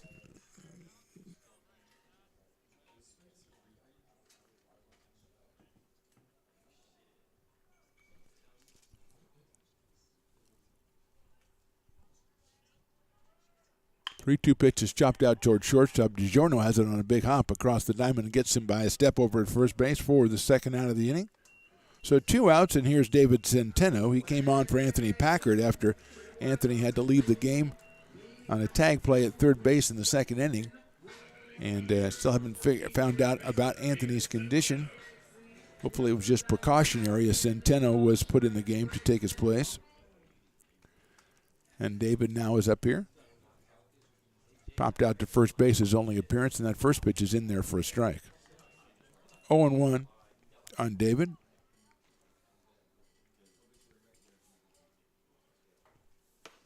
Right-hand hitting freshman out of Roseville.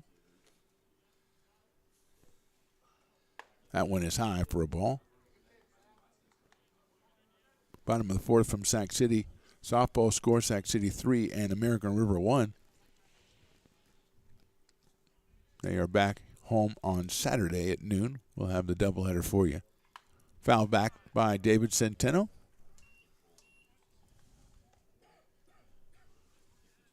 Two outs here in the fifth. 1 ball and 2 strikes on David Centeno. Dylan Herforth on deck. Centeno in the number 8 spot in the order.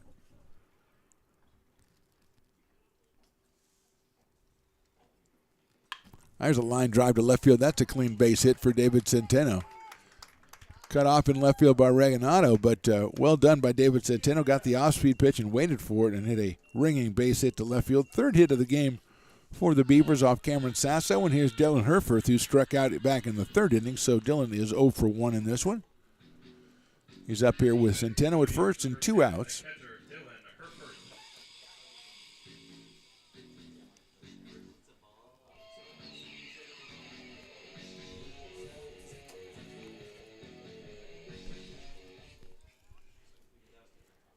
So Herforth up here with 2 outs and Centeno at first base. Short lead by David over there. Right down the middle, call strike, 0-1. Dylan Herforth, the freshman out of El Camino High School, the Eagles. Wearing number 10 for the Beavers, behind the plate in today's lineup. Game 1 of this series.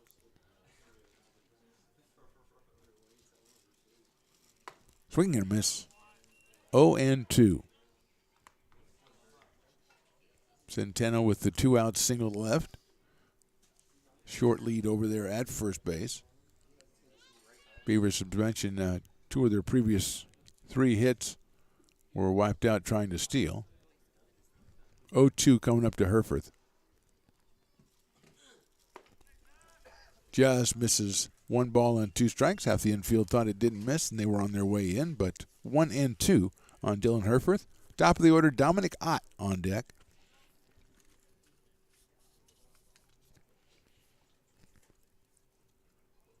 Centeno again with the short lead down at first base with 2 outs.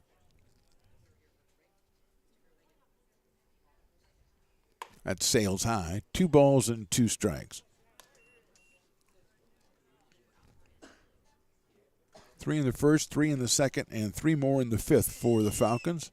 They lead this one 9-0 as we are in the bottom of the fifth with 2 outs. David Centeno over at first base. Here's the 2-2 coming up to Herforth. Swing and a miss, got him on strikes. So no runs, 1 hit, and 1 left at the end of 5. Falcons 9, Beavers nothing. American River College is a top-tier community college sports program that provides student-athletes with the opportunity to thrive both athletically and academically. ARC Athletics is currently ranked 5th in the state and 2nd in Northern California. With over 19 sports programs, our athletes compete with the region's best athletes. Our diverse and dedicated coaching staff helps athletes develop the skills necessary to compete at the next level. Start your community college athletics journey with us. American River College, Sacramento's best athletic program. Go Beavers. Now back to the Phantom right here on Stones Radio Network. Top of the 6th, 9-0 for the Falcons. That makes it time for a little bit later than usual Stones McCoy mid-game report. And Stones 9-0 situation. We talked about the Falcons before the game. They've got top hitters in every category in the conference, and it's just a case they came out swinging the bats today. They really have. I mean, JT Walton we've seen before, so we kind of already knew that Yes. he had that in him, and he comes right out in that first inning and just, let me show you what I got. And that's a tough one to overcome because you start gathering that momentum in the early innings, and it really carries you throughout the game. And right now, 9-0, a lot of runs that the Beavers have to overcome. Yeah, and one thing, I mean, it doesn't really matter today in this game, but the Beavers with a couple of runners on early, and I don't know if the runners are deciding to steal on their own or what's going on, but you don't really want to have them wiped off the base paths when you're down 4 or 5 runs. You don't want to run into outs when you're down, a crooked number, and especially at this point in time in the game, we're not getting into we have to get a run right here mode, so you don't want to run out of the inning like that. And I agree with you, and I think the coaching staff will have a nice little talk with you guys at the end of this game. That's Stones McCoy, the Stones mid-game report. Well done, Stones McCoy. You've been doing so much else today. You took a time out to chat with us a little bit, and we appreciate it. He is the president of Stones Radio Network, so he kind of has to be on the show. It's not my fault. First pitch is grounded up the middle, base hit to center field. That is Drake McNell, the catcher, who starts us off here in the 6th inning with a single up the middle. His first hit of the game. He's 1 for 3, and Brett Griffiths, the center fielder, coming to the plate. The freshman out of Jesuit has grounded out, hit a sacrifice bunt, and walked. So he is 0 for 1, has scored a run. That one gets away from Herforth behind the plate. Going down to second base is McNell. So quickly puts himself in scoring position. Yeah, we talked about the Falcons before the game, or early in the game, about they have 3 guys in the top 5 of a couple different categories and 4 in the top 10 and runs batted in and batting average. So they swing a good bat out here, and they've shown it so far today. That one is down low for a ball. 2-0 on Brett Griffiths. He is followed by the top of the order and Chris Catalano against Nick Rosemont, the second pitcher for the Beavers. Connor Timmons went the first 4+ innings. High fly ball center field. Ott has a beat on it in right center field. On the run, he's going to make the catch. No tag at second base. He gets it in quickly to Darren Eels. 1 out here in the 6th inning, and here's Chris Catalano, who has walked and scored and then tripled and scored. Came up in the 3rd inning and singled and then walked and scored in the 5th. So Catalano doing the leadoff hitter's job. He's been on base 4 times and scored 3 times and has 2 hits. 291 coming into this one for the sophomore right fielder out of Folsom High School.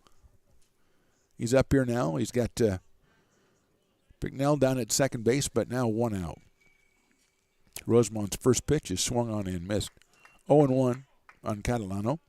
Andrew Neal, number 2 hitter, the second baseman, on deck.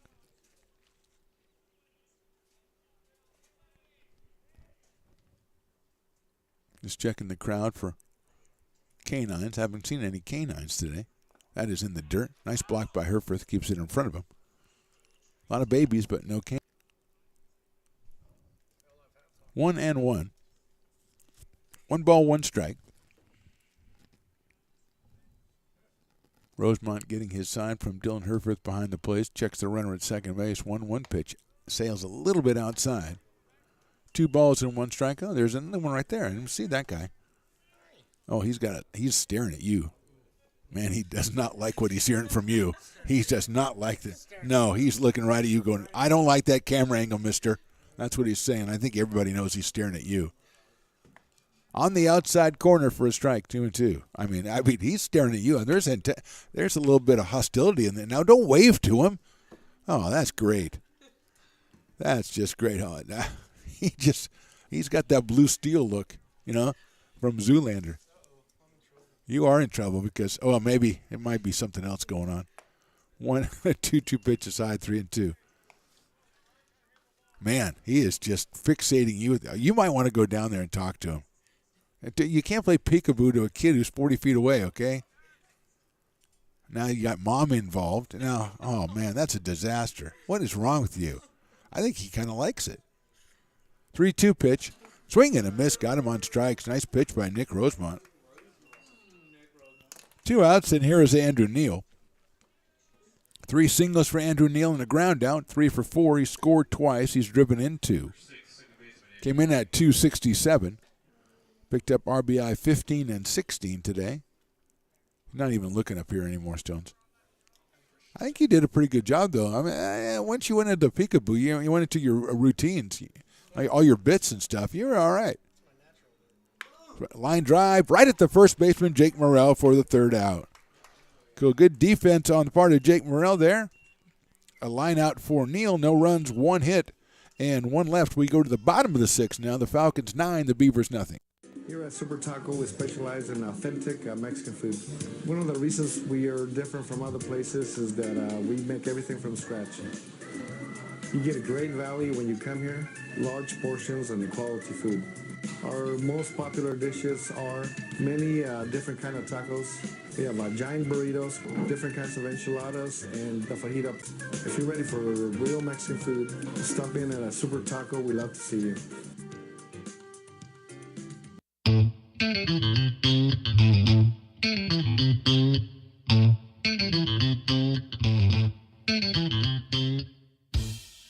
Oh, I love baking. I've been doing it my whole life. Grateful Bread was started because I needed the job.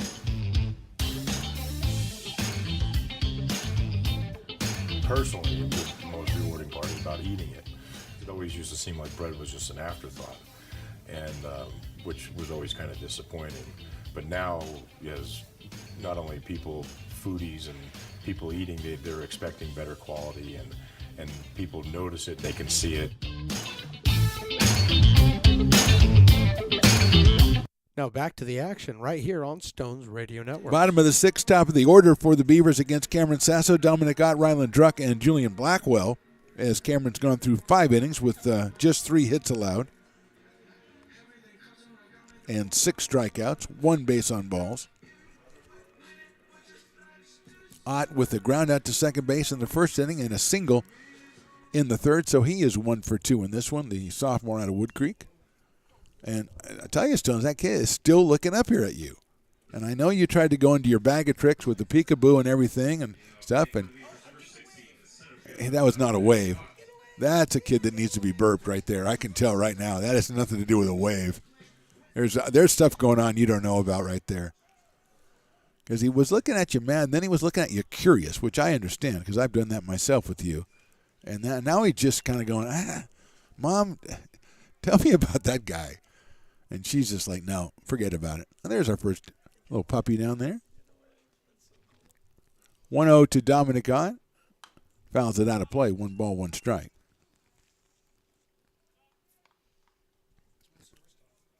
So I know it's a service dog. I can tell. Yeah, you're right. Stones is taking his introductory broadcast class. Include as much detail as possible. That's very good, Stones. Actually, you were absolutely right on that one. That's a little squibber down to first base. J.T. Walden has it. He's going to try to get himself. Flips it over to Sasso. I don't think it's in time, and it was not. It's an infield single for Dominic Ott. Not really much J.T. Walden could have done. He couldn't get there himself in time, and Sasso got over about the same time Dominic Ott did, as we have a conglomeration of 3 Potters over there on that play. The first baseman, the batter, and the pitcher.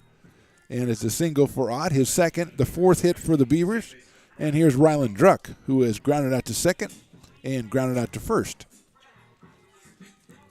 On a good play by J.T. Walden back in the 3rd inning. So Druck up here came in at 225 with 8 runs batted in for the freshman out of Roseville. Sasso checks out. Druck shows bunt, brings it back, and check swing. They did not go on an off-speed pitch. It's 1 ball and no strikes on Ryland Druck.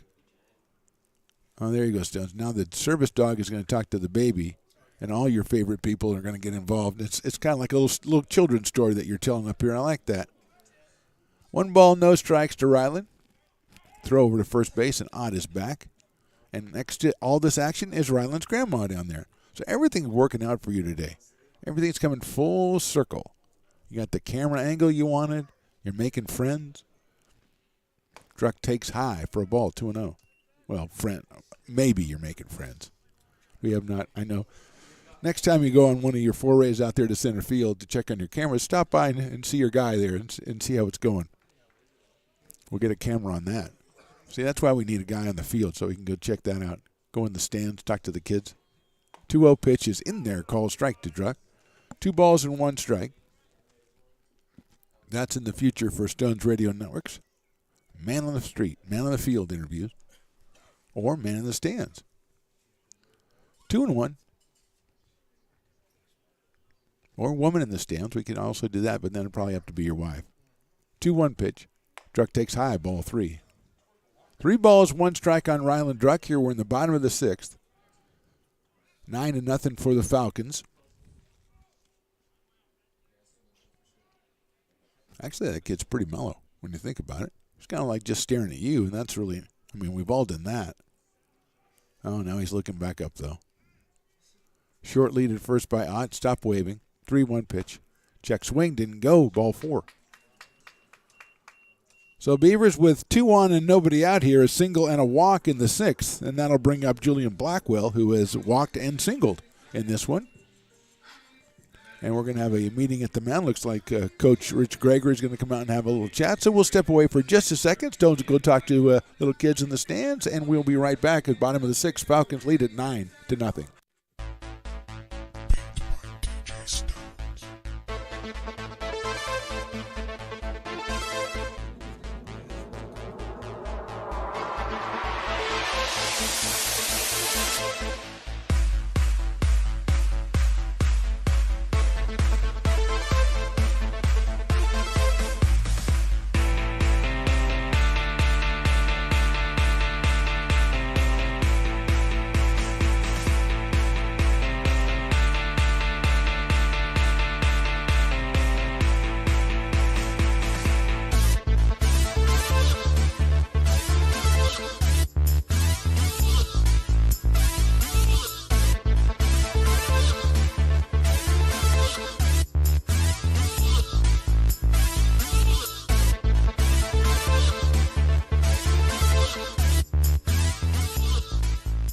Listening to coverage of ARC Athletics on Stones Radio Network. And we are back in action. Cameron Sasso still out on the mound for the Falcons. He's given up an infield single and a walk here to lead off the bottom of the 6th. And here's Julian Blackwell. Walked in the 1st, singled in the 3rd. He tries the bunt, bunts at it and misses. 0-1 on Julian Blackwell. Came in at 220 with 8 runs batted in. The sophomore out of Eastside High in Antelope Valley. JT Walden inside the bag at first, probably on the infield grass. At third base is Logan Sutter. Even with the bag as well. Here's the pitch to Blackwell. Swing and a miss. 0-2 on Julian. Wide Balky on deck. Nobody out here in the 6th. Beavers with 2 on. 4 hits on the day for AR.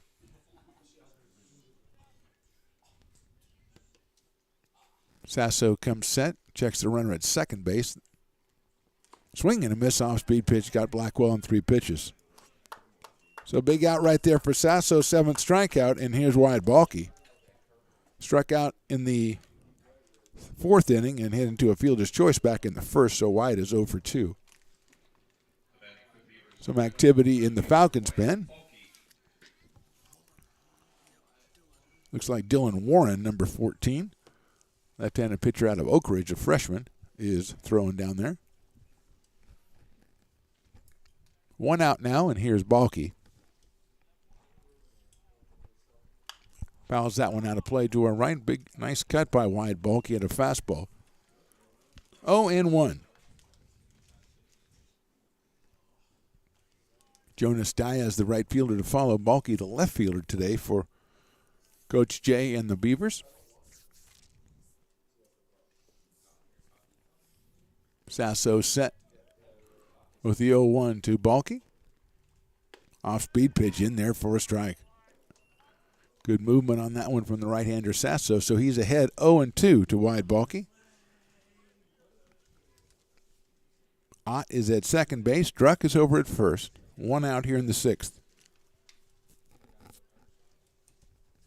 Outfield straightaway. Medium deep for Bulky. Watches one go outside. Off-speed pitch again. Laid off that one. 1 ball, 2 strikes.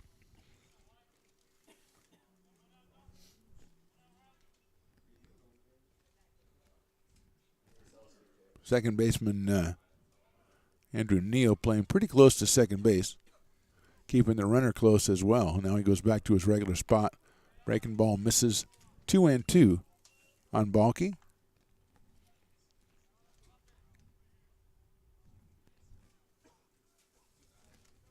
Logan Sutter still even with the bag at third base. And J.T. Walden just behind the runner at first base as we get ready for the 2-2 pitch. Swing and a miss. So second straight strikeout for Sasso. And that will bring up Jonas Diaz. So that's 8 strikeouts now for Cameron Sasso. Came in with 30 strikeouts and the 7 walks over 26 in the third innings. Diaz struck out in the second and grounded to second in the fourth, so Jonas is 0 for 2 today. Up here now with 2 outs and runners at first and second. Breaking ball in there for a strike. 0-1 on Diaz. Jake Morrell on deck. Jake probably hit the best hit ball for the Beavers today. A fly ball to deep center field back in the 5th inning.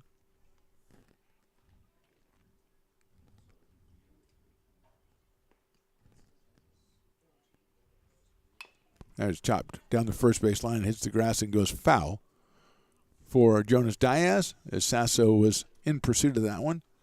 About halfway between home and first, but it hit the corner of the grass and went foul. So it's 0-2 now on Diaz. Ott with the infield single open the inning, then the walk to Ryland Druck. But a strikeout of Blackwell, a strikeout of Bulky, and now 0-2 on Diaz.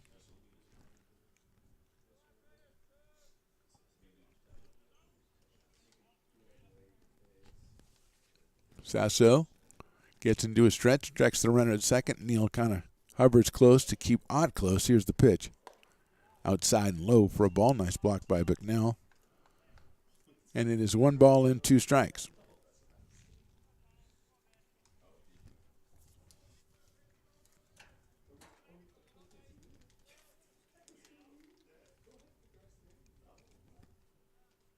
One, 2 coming up from Sasso. Fouled down the right field line. Actually off the screen down the right field line. And it stays at 1 ball and 2 strikes.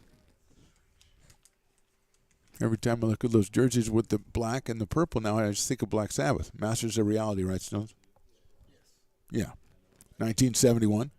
Featuring the hit single Sweet Leaf, which, of course, they weren't putting out as a single in those days. You had to find it yourself deep in the album. Fastball misses outside. 2-2, and you'd be the guy to, hey, man, dude, you got to check out side 2, track 4, Sweet Leaf. Whoa.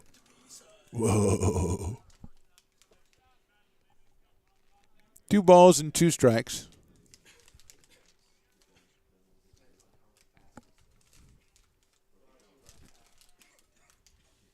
Misses outside again, 3-2 on Jonas Diaz. With Morrell to follow, 2 outs, 2 on here in the 6th. Beavers trying to push their first run of the day across. Right-hander Sasso against the right-hander Jonas Diaz.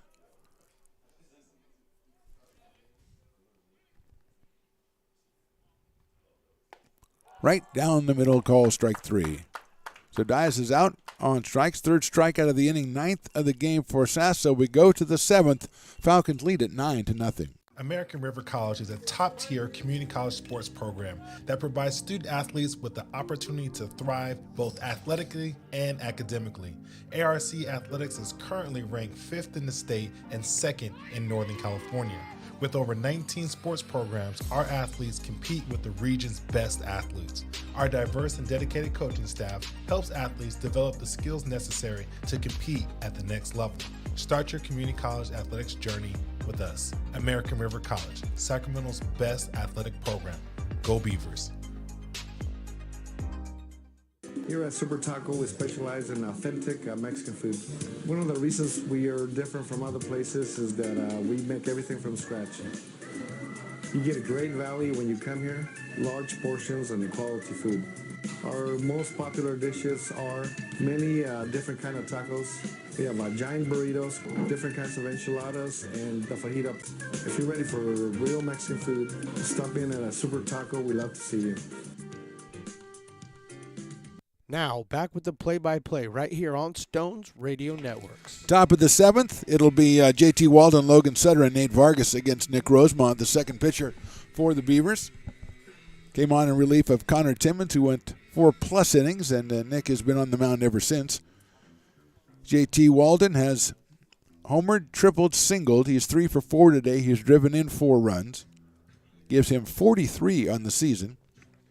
And his home run was his 8th, which moves him into a tie for second, I believe, in the conference, and jumps him into the top 5 of RBIs as well. The first baseman out of Christian Brothers, a sophomore, did some time with the Lincoln Potters over the summer. We saw what we're seeing here today. We saw exactly what we're seeing here today, and he's come back from the Potters summer and had himself a tremendous season as he came in hitting at .375 before this game. Left-hander waits. Rosemont's first pitch is swung on a missed off speed. 0-1 to J.T. Walden.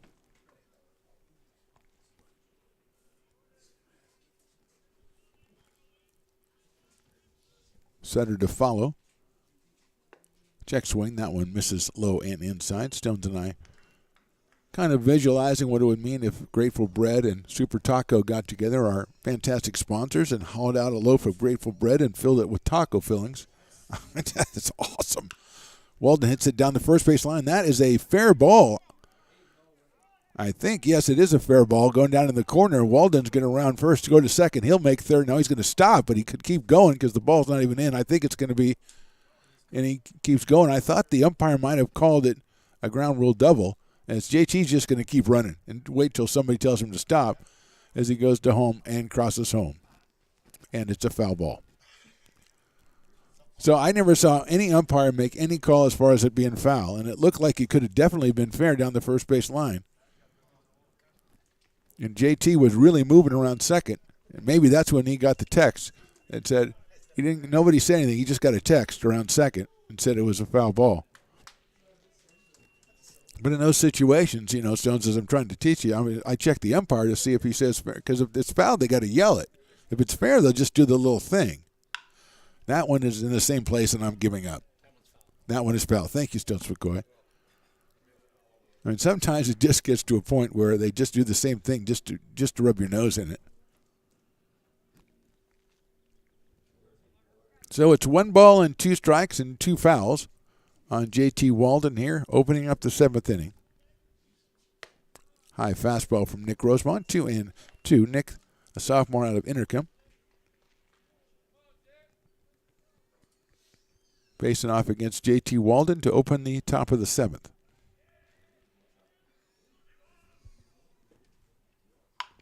Big hopper down to first. Morrell waits for it to come down and goes and steps on first for the out. So J.T. hit a big hopper down to Morrell. Jake handles it by himself. 1 out, and here's Logan Sutter. A strikeout, a sacrifice fly, a fly to center, and a pop to second for Sutter, so he is 0 for 3. Did pick up the RBI back in the second, so he's got 46 of them. First pitch is just a little bit outside. 1 ball and no strikes on Logan Sutter, sophomore from Del Oro, holding down third base for the Falcons today. That one is in there for a strike. 1-1. Teams meet again on Thursday in Folsom, and they're back here 1 o'clock on Saturday to play the third game of the series. Fly ball right field. Going back is Diaz, still going back, and that is up against the fence. Sutter's going to go into second base easily as he's got himself an opposite field double. His first hit of the game, he is down at second base. That one was over the head of not far a piece from being out at the 370 mark out there in right center field. Here's Nate Vargas. Left-hand hitting DH at 372 coming in. Has a triple and a single in this one and a couple of flyouts, so he is 2 for 4. Nate picked up his 41st run batted in back in the 5th inning with a base hit. So he's got Sutter now out at second base. 12th hit of the game for the Falcons. Vargas takes in the dirt for a ball 1-0. Dylan Herforth behind the plate for the Beavers. At first it's Jake Morrell. Second is Ryland Druck. Darren Eels at short. And David Centeno at third. Wyatt Balky in left. Dominic Ott in center. Jonas Diaz out in right field. That's a line drive past Morrell into right field for a base hit. Coming around third is Sutter. He's going to score easily. The throw's going to come into second base, but it will be a stand-up double and an RBI for Nate Vargas, his third hit of the game, and it's another run 10-0 in favor of the Falcons. So Vargas hit it solidly down the right field line. Diaz giving chase, picked it up, tried to get it into second to keep Vargas from stretching into a double, but he was already there. Second hit of the inning, 13th of the game for the Falcons, and that brings up Drake DiGiorno. The shortstop has walked 3 times and hit a sacrifice fly. So 4 appearances, no official plate appearances. That's grounded down to third. Centeno on the big hop looks to the runner back, throws across the diamond to first and gets DiGiorno by a step. Staying at second is Vargas, and now 2 outs in the inning, and Wyatt Regalado will be the hitter.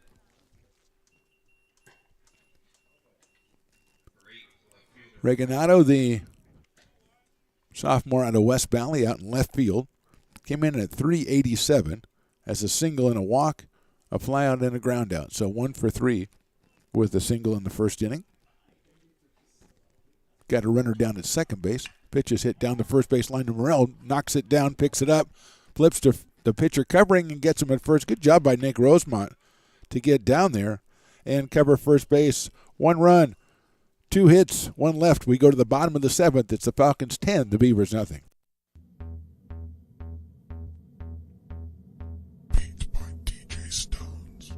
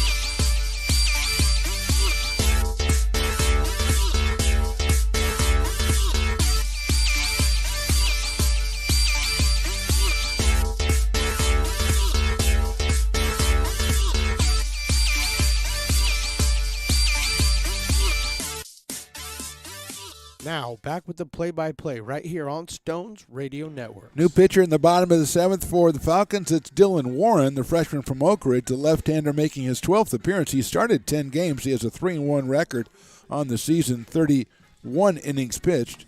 ERA of 7.26 with 26 strikeouts and 24 base on ball, so he's coming on relief of Cameron Sassa, who was superb through 6 innings, 4 hits and 9 strikeouts. So he will take a break, and here will come Dylan Warren. Dylan's first 3 batters, Jake Morrell, Darren Eels, and David Centeno. 6, 7, 8 in the lineup for the Beavers. Jake Morrell struck out in the second, hit fly ball to deep center. That was caught by Griffiths. That was back in the 5th inning, so he is 0 for 2 in this one as we enter the bottom of the 7th. First pitch is a fastball right in there for a strike. So Sasso trying to improve to 4-0 on the season, and will bring down that 3.42 ERA. Picked up 9 strikeouts, so he now has 39 on the year in 32 and a third innings. Here's the 0-1 pitch. Morrell swings and misses. 0-2. Warren, 31 innings pitched and 26 strikeouts. And he is quickly ahead of Jake Morrell, 0-2 here in the 7th. Works from the windup, swinging a fouled off, and that might have got Drake Bicknell on the hand or the arm situation, or the finger, as he immediately reacts. And we're going to get another appearance from the trainer out here. We've had a lot of problems around home plate here with umpires and catchers and things getting nicked with foul balls or wild pitches. Coach Gregory comes out to check on his catcher. He doesn't seem too concerned by it, but then again, we've talked about this before. Catchers just tend to shrug things off. That's what catchers do. If you don't shrug things off, then they say you can't be a catcher. I think that's the way it works. I'm not advocating that kind of stoicism, but I'm just saying that that's how you know if you're a catcher. You know you're a catcher if. So Jake Morrell taking his time out of the batter's box, giving Bicknell a chance to recover. And we are ready to go at 0-2 on Jake. Line drive, right field, foul ball down the line. So it stays 0-2 on Jake Morrell. 213 coming in and a home run and 7 runs batted in for the freshman out of Whitney High School. Fastball, outside corner, call strike 3. 10 strikeout by Falcons pitchers, and that brings up Darren Eels, who struck out in the second and grounded to short in the 5th. So Darren is 0 for 2.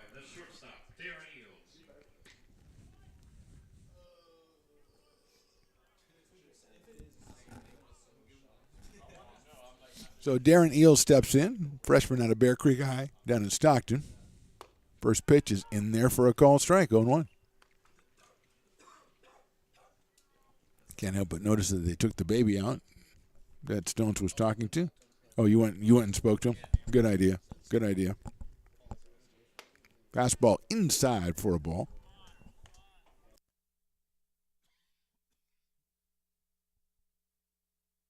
One ball and 1 strike. As long as you went, did a little peacekeeping, checked it out with him, made sure everything was okay. 1-1 pitch is swung on and missed by Darren. 1-2. You don't know the effect you have on these young people, 1-2.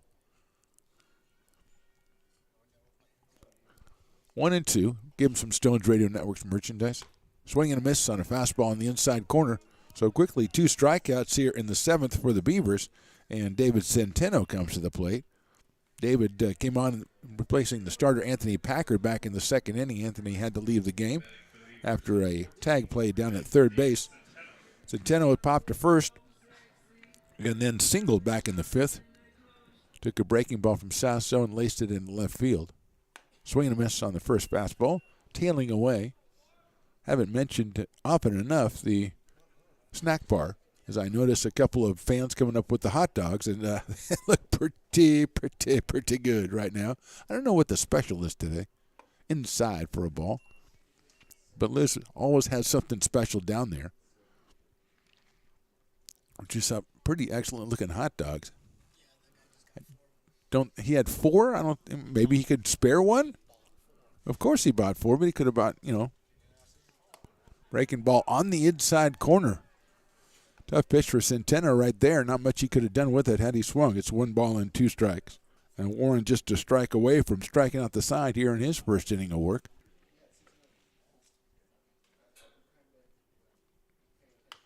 Fouled out of play by David Centeno, the freshman out of Roseville. I commend that gentleman for going down and buying multiple hot dogs. Well, he probably has people that he can give the hot dogs to. He didn't just order them just to hold on to them. Well, go and introduce yourself. You always make that great first impression. Inside corner, call strike 3. Warren strikes out 3. We go to the 8th. Falcons lead at 10-0.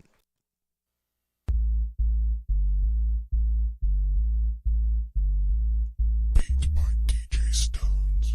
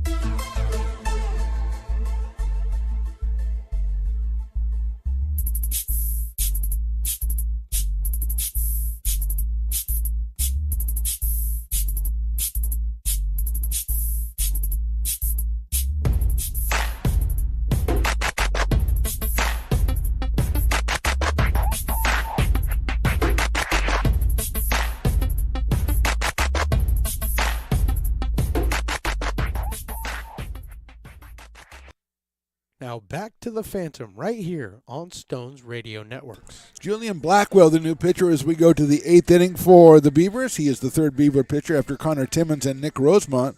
Julian making his 4th appearance on the season. He has thrown just 5 innings and struck out 6.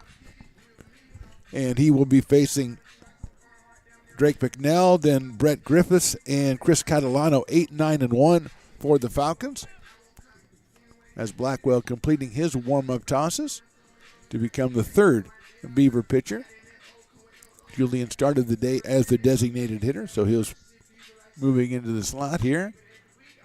As Herford's guns went down to second base, perfectly placed, and we're ready to go in the top of the 8th. And Stones, why don't you come on and tell me about the terrible thing you saw in the stands?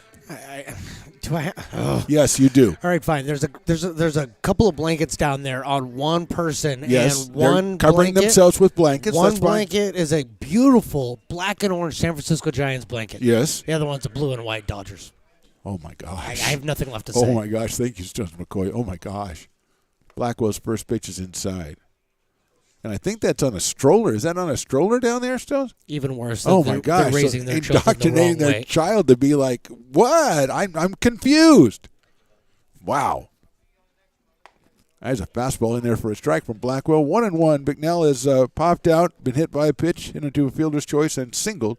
So he is 1 for 3. And it doesn't act like they think there's anything wrong with that down there. That's fouled out of play. Now, is that more egregious than the most egregious thing we've seen, which was the green Dodger hat that time? This is the most egregious thing on the planet. This is the worst because it's got, like, either pick a side, right? Yeah. At least it's not one blanket with a half and half. At least it's 2 blankets. What was one blanket? High for a ball, 2-2. I mean, you got those caps that are half and half. What if you get a blanket that's half and half? That would be. I would get you that for your birthday. And if it's not your birthday, I would say it is and still give it to you. And then give it to you again on your birthday. I know you would. 2-2. Watch out inside and high, ball 3, 3-2. I mean, I commend you going to bring a stroller out or whatever. We commend you bringing the blankets, keeping the occupant warm and everything, but that's just a tough call right there. It's headed high up in the air to right field. Diaz moving over. He's got it in right center and makes the catch for the first out. So Bicknell is retired and a fly ball to right field. 1 out in Brett Griffiths, the center fielder, coming to the plate.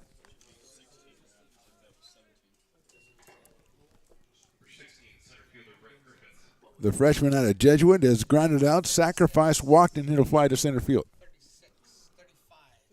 So we've got a pinch hitter. That's Christopher Cochran coming off the bench to bat for Griffiths.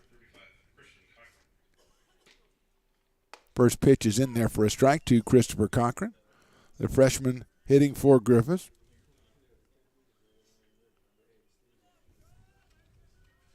Right-handed hitter against Julian Blackwell. That is on the corner for a strike. Off-speed pitch by Blackwell.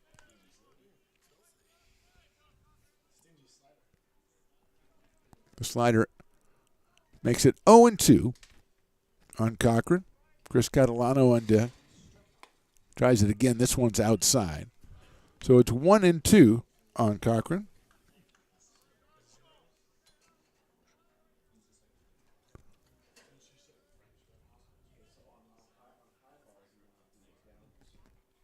That's in the dirt, 2-2. Cochran 4 for 16 on the season, a .250 average.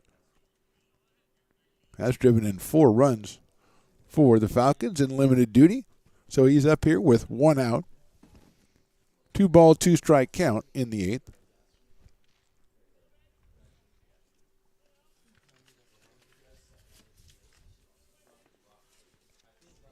Blackwell from the stretch. Now he steps off. He wants a new baseball from the umpire. Umpire, very agreeable, very amicable. Here you go, buddy. Good job by the umpire today. He's gone through a lot behind the plate. Here's the 2-2. Just misses outside, 3-2. 3 balls, 2 strikes on Christopher Cochran, batting here in the top of the 8th inning. Your friend Jamil's talking to people with the 2 blankets down there. That is outside for a ball, and Cochran gets the base on balls. He'll go down to first base with 1 out, and they'll bring up Chris Catalano.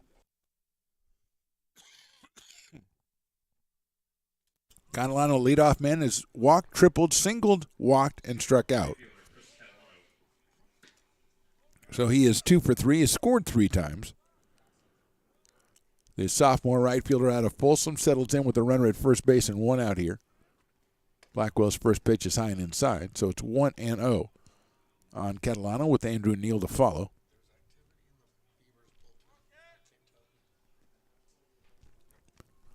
American River's got some guys up and throwing. Can't tell exactly who it is. That one is in there for a strike.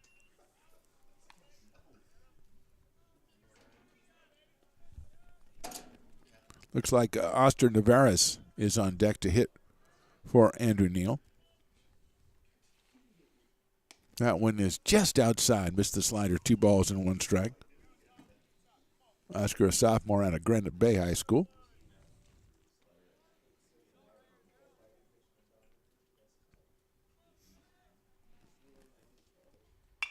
Right back at the middle. Blackwell has it. Has to wait for someone to cover second, then throws it into center field. The runner falls down, so he is going to stay there, Cochran. So Blackwell had it so quickly he had to wait for Eels to cover. Then he threw it to the wrong side, and it will be an error. And going down to first base is Catalano.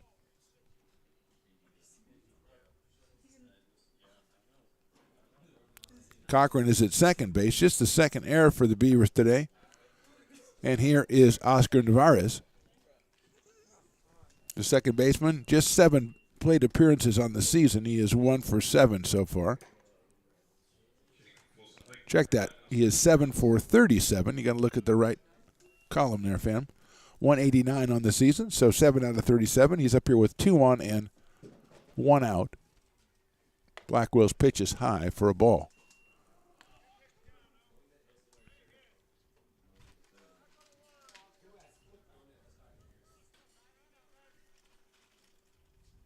Andrew Neal 3 for 5 while he was in there.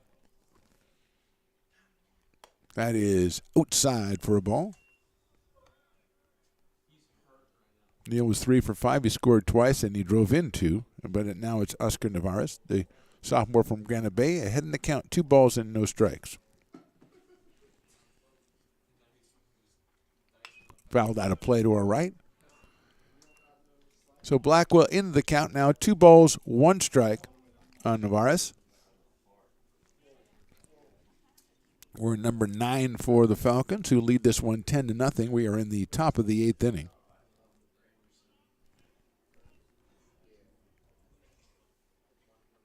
Breaking ball just misses inside. 3 balls and 1 strike on Oscar Navarez. JT Walden on deck.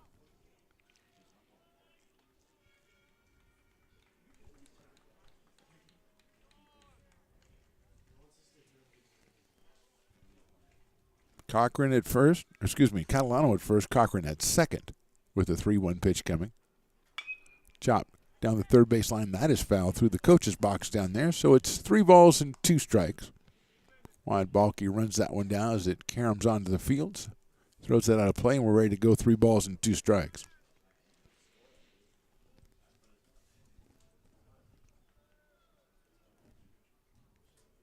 Runners lead from first and second. Full count pitch coming up. Now Blackwell's going to pivot and look back at second base, but Cochran was not fooled as he stayed close.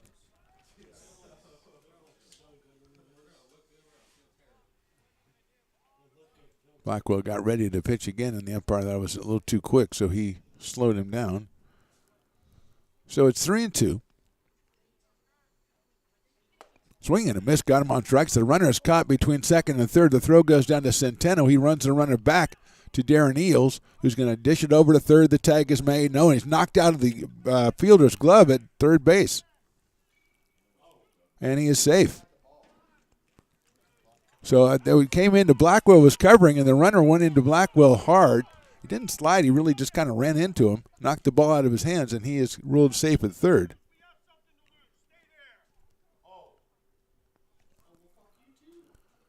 And a little bit of an altercation out there, but the umpire right in the middle of it, keeping Blackwell away from the runner. That is Cochran, who had nothing else. He got caught in a rundown and just went in hard at third base and knocked the ball out of the glove of Julian Blackwell, who's picked up his glove, and now it looks like he might be leaving the field. Let's see.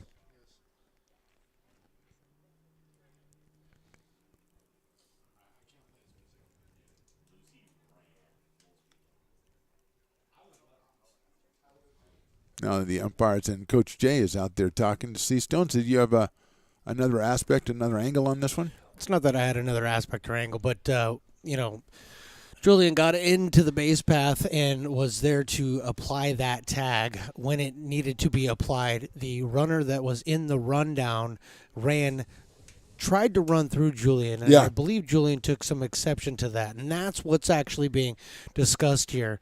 The ball did come out of Julian's glove, so the call on the field is safe. Yeah, the call, he's safe at third base. At third, but I believe there might be some discussions in regards to, was this one of those plays in which the contact was created and the ball came out because of that contact? Yeah, I definitely think that's what it was. And that can be overruled by the umpire. Yeah, I was thinking that in myself. That event. So I believe that's what they're referring to. That's what they're talking about right now. They're out on the floor, or out on the field. And it looks like the temperatures come down just a little bit. Yeah, so a little that's a bit, good thing. but that's exactly what I was thinking. Yeah. And I know that when you run into someone with the sole purpose of dislodging, now I don't know if the rules are the same on every level, but that's definitely what he did. Now, whether the umpires are now continuing to talk about, I assume that's what they're talking about, unless there's some sort of, if Julian was ejected from the game for any reason, because it was hot and heavy there for a couple seconds. I mean, it didn't last very long. The umpires got in there and got involved in it and insinuated themselves in there and cut that down from anything else going on. Absolutely. But I don't know if Julian, before that happened, had already either said something or done something that got him, because he walked away and he looked a little bit dejected about perhaps being ejected. So we'll have to wait and see, as Coach Jay is talking to both of the umpires right now, and everybody's just kind of congregating on the field. The strikeout was called the strike 3 on Navarez. He is out. So there's 2 outs, and then the runner was caught in a run down and ran through the tag at third base, as Stones very aptly described it. And you can kind of see, right? I apologize for interrupting you. I did not mean to do that, but you can kind of see what Coach Jay is actually referring to. He keeps pointing back to the base and saying, "My guy was here," and I do believe that that's what he's trying to convey. That point is that my guy was there with the ball. The contact is what created that ball to come out. Mm-hmm. This isn't football, so this isn't something that you can go back and throw a flag and look at. So, and I believe that's what he's trying to convey. The only thing I would push back on it again. That was obviously what happened. Yes, and for him yes. to not have called it in the first place when he could definitely see that's what happened leads me to believe that there's something else at play here, and maybe that is not a hard and fast rule because, yes, the way you described it is actually exactly how it happened, and you could see it from here that he was trying to knock the ball out of his hands. Yeah. And it's so obvious. That's why I thought it would have been called right away had that been the call the umpire wanted to make. And the fact that, as you mentioned, Coach Jay, or as you call him, Doug, as he's out there, the fact that he's out there trying to, he's still talking leads me to believe that that's not what's going to transpire, and the runner's going to be put back at third base. I have a feeling they're going to call it incidental contact, and we know that that's not incidental contact. That's exactly my point. So, that's exactly my point. Yeah. So maybe I'll find the umpire of the game and ask him if he knows what incidental means. Maybe I'll do that. But they're still chatting it up. It looks like I don't see Cochran out there at third base. He probably came back over to talk to his coach in front of their dugout. And the other thing is that Blackwell is ejected, which it looks like he is. We're going to go ahead and have a new pitcher. And Stones, that means he's going to have, I think, as much time as he needs. I think so. I don't know if it's the same as an injury because it might not be considered that, but I think he's going to have as much time as he wants to get ready. So in that case, let's just step back for a second and reset it. We're at 2 outs in the top of the 8th. Falcons are leading this one 10-0. We'll be back with the identity of that new pitcher right after this on American River College YouTube's and Stones Radio Networks. Here at Super Taco, we specialize in authentic Mexican food. One of the reasons we are different from other places is that we make everything from scratch. You get a great value when you come here, large portions and quality food. Our most popular dishes are many different kind of tacos. We have giant burritos, different kinds of enchiladas, and the fajita. If you're ready for real Mexican food, stop in at a Super Taco. We love to see you.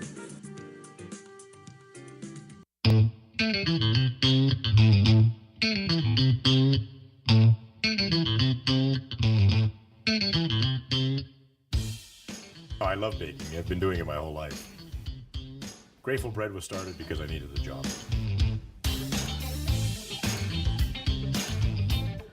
Personally, the most rewarding part is about eating it. It always used to seem like bread was just an afterthought, and which was always kind of disappointing. But now, as not only people, foodies and people eating, they're expecting better quality, and people notice it, they can see it.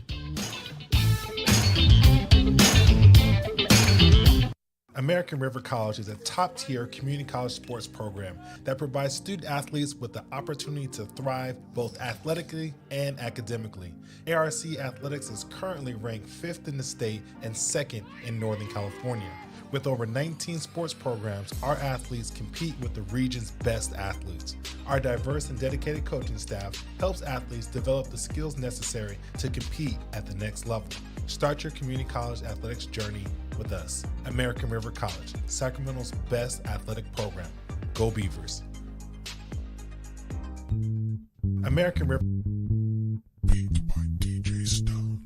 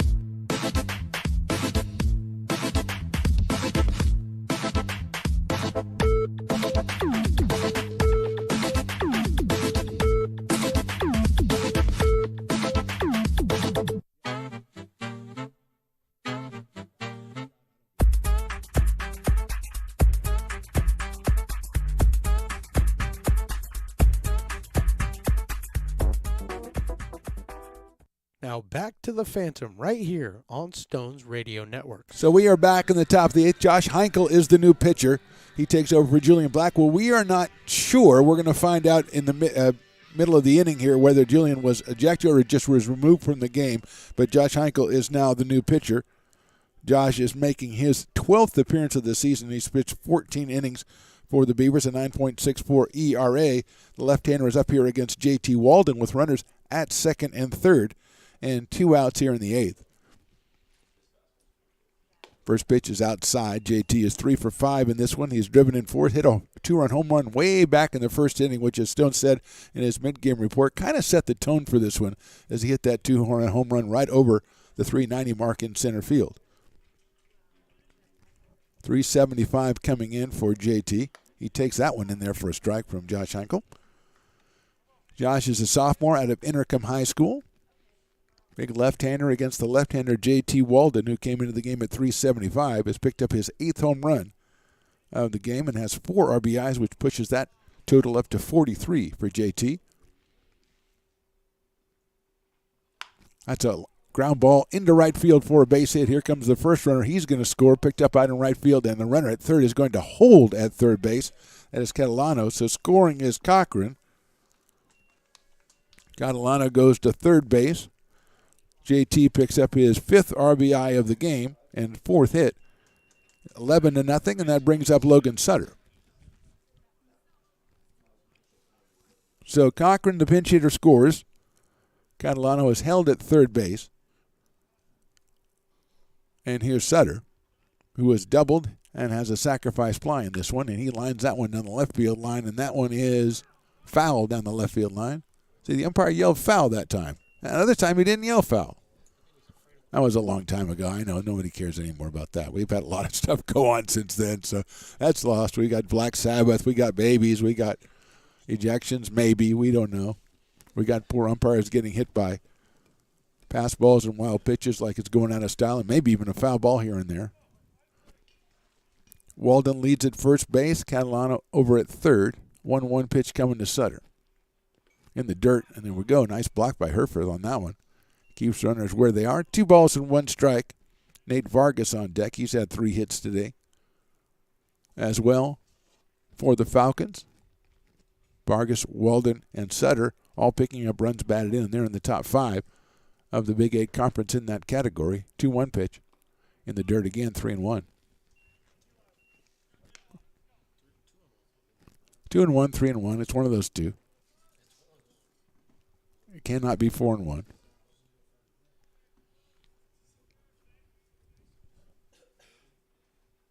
That's fouled down the left field line. A sharp line drive by Sutter. And we'll call it 2-2 because the umpires are really good about looking up at the scoreboard, and if they don't see the count they like, they'll let you know, and there it is right there. So it's 2-2. I wonder if he has an earpiece and he's listening to the broadcast, maybe on the Mixler app, because he can probably search Stones Radio Networks. 2-2 coming to Sutter. It is outside 3-2. All you got to do is he's just got to have a little transistor in his pocket. Download the app, Mixler app, search Stones Radio Networks. Just key into the game today and find out what we're saying about him. Swing and a miss on a high fastball. Got him on strikes. So 1 run, 1 hit, 1 left. And we go to the bottom of the 8th. It's Falcons 11-0.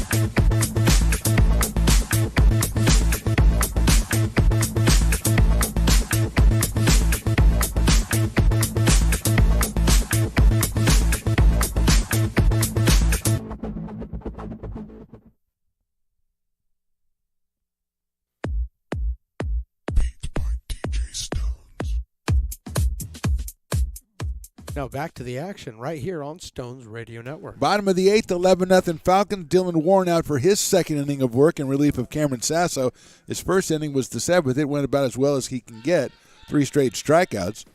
He'll face Dylan Herford, then the top of the order, Dominic Ott and Ryland Druck here in the 8th. Beavers with 4 hits in this one, all 4 off Sasso in his 6 innings of work. He struck out 9. Cameron looking to go 4-0 on the season. And here's Warren's first pitch, and it is high for a ball to Dylan Herford, who struck out twice in this one, so he is 0 for 2. A freshman out of El Camino High School.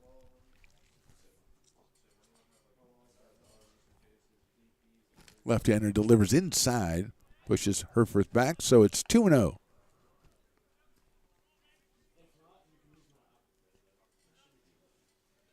Dylan Warren, a freshman out of Oak Ridge High School.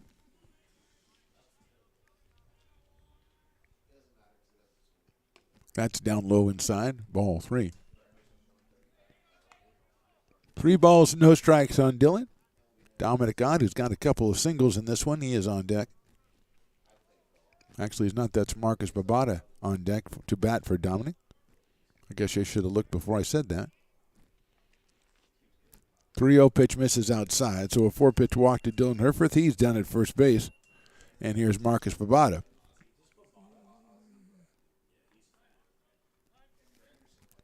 So Marcus hitting for Dominic Ott, who's going to end today with a 2-4-3, and there's a meeting at the mound as the walk by Dylan Warren to open up the 8th inning. So Marcus Babada, the left-handed hitter, coming out of St. Mary's High School, just a freshman, coming up here against Dylan Warren.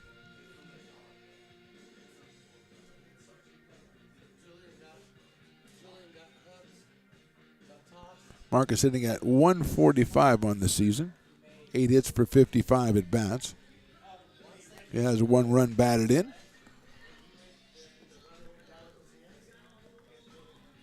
And we are ready to go as the meeting has been broken up. Very quickly, thank you there, umpire. And here's Babada. Left-hander against left-hander with Herford at first base.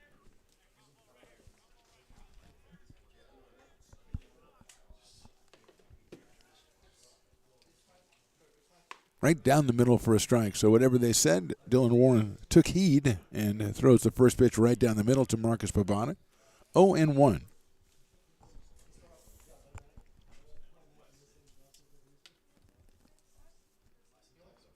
Next pitch, outside corner, call strike 2. 0-2 to Marcus Babada. Herford at first, nobody out here in the 8th.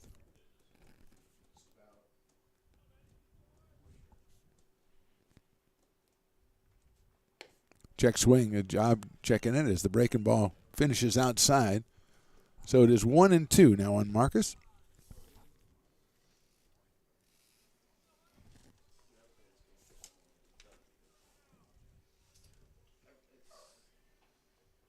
That is just a little bit outside. 2 balls and 2 strikes. Word from the dugout, Julian Blackwell was ejected for slapping down at the runner after the play was already over. And I'm going to just assume that that was kind of a reaction to the umpire, the runner slapping at him and trying to knock the ball out of his hands. Which I think he put Julian in a very bad position. That's chopped out towards second base. You're going to have to hurry. Babada is down as Navarez puts it underhand over to first base to get Babada at first base. Moving to second is Herford. And here's Ryland Druck. Yeah, that's kind of a tough situation because the runner comes in and knocks the ball out of your hands. And then you get dinged for reacting to that, which, as Stones and I were talking about, you know, you go in there with the sole purpose of dislodging the ball, then that at this level is considered a dead play. At least that's what I thought. Obviously not, because the umpire did not make that call, and he was talking to Coach Jay for a long time about it. First pitch is outside to Ryland Druck. Ryland is grounded out twice and walked, so he is 0 for 2.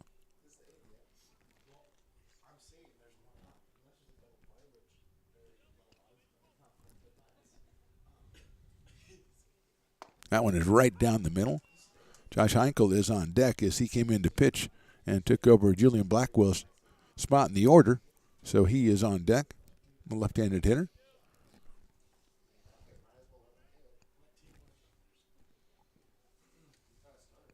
That's hit down the first base line, foul. 1 ball and 2 strikes.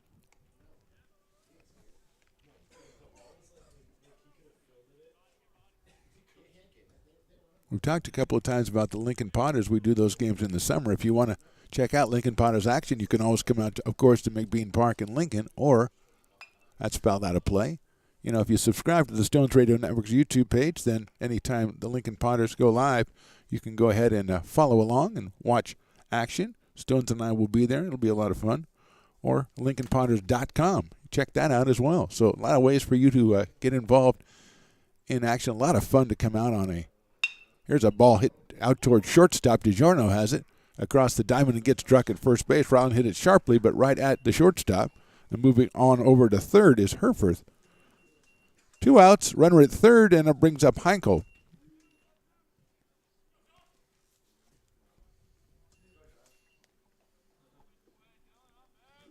Julian Blackwell was 1 for 3 while he was in there, and now Heinkel.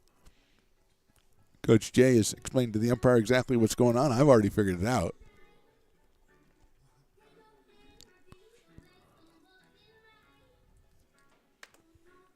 Potters have had a lot of community college players over the past couple of years, past couple of summers, so you check it out. You might see some familiar faces, even a couple, I think, from AR in the past, and Sierra as well.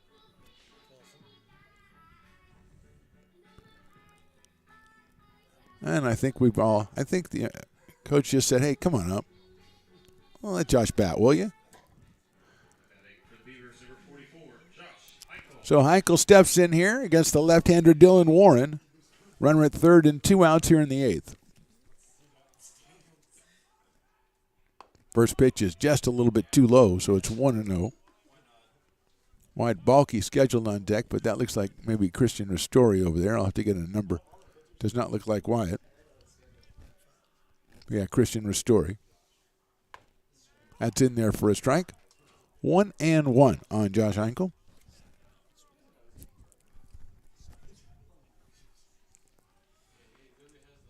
Runner at third, 2 outs here in the 8th. That's in the dirt. Nice job by Bicknell behind the plate to stop that one from going back to the backstop. 2-1 on Josh Heinkel. LincolnPotters.com, as Stone says, for checking that action. Now come on out to McBean Park. Check out the Potters in person. It's a lot of fun. That is in there for a strike. 2-2. And you can come up to the press box, ask for Stones McCoy. He'll tell you the best vendors to solicit.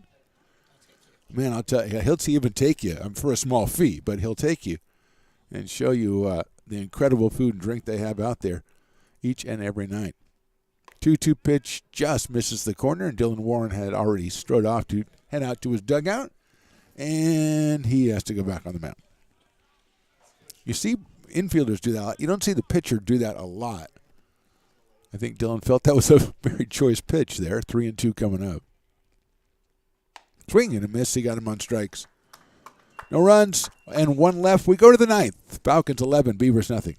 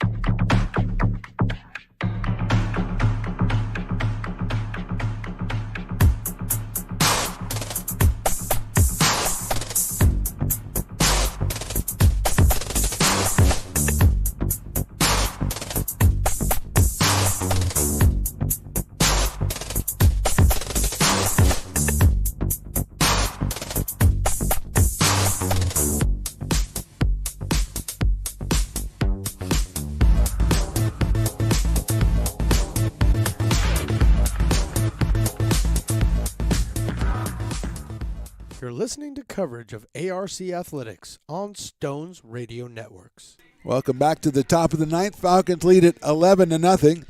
Josh Heinkel out on the mound. I think we might have a pinch hitter. Stones McCoy tells me number 2 coming to the plate, Jacob Elias. Hitting for Nate Vargas here.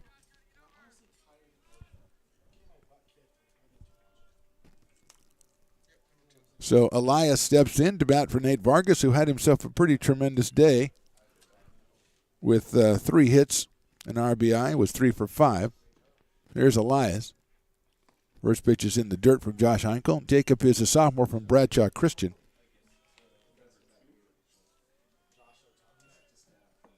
Vargas with 2 runs batted in, puts his total up to 42 on the season. Swing and a miss by Elias. 1 ball and 1 strike.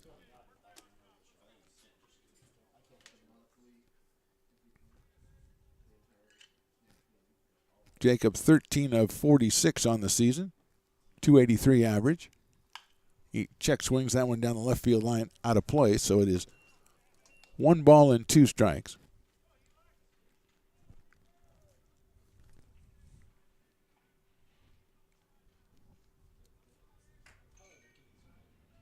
Heinkel from the stretch position. 1-2 pitch is hit out into center field, and that's going to get down for a base hit in front of Marcus Bavado, who's taken over out in center field. So Elias delivers a single. He is down at first base.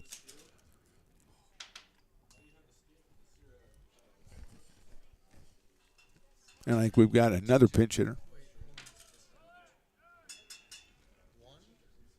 So it is DiGiorno still in the game. So DiGiorno's still in there. Tried to get a pinch hitter in there for him, but I'm sorry, Drake, my bad.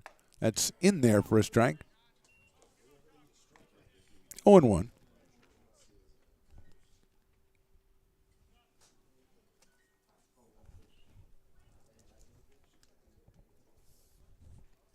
That one's outside for a ball. 1 ball and 1 strike.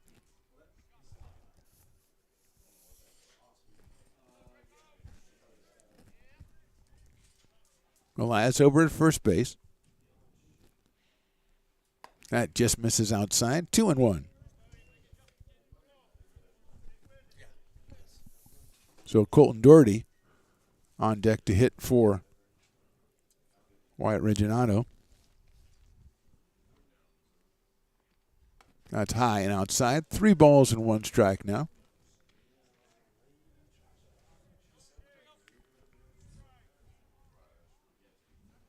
Three and 1 on Giorno. He had 3 walks, a sacrifice, and grounded to third. That's hit well into left field. That's a base hit. Down in front out there, picked up by Balke. Gets it back into the infield, but DiGiorno gets himself a base hit. Second hit of the inning for the Falcons, and here's Colton Doherty. The sophomore from Pleasant Valley will come on to hit for Reginato.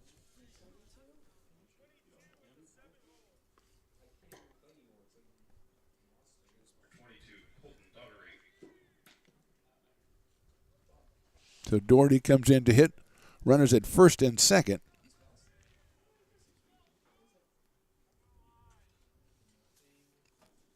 Doherty 8 for 24, so 333 average for the sophomore. Sails high and outside for a ball.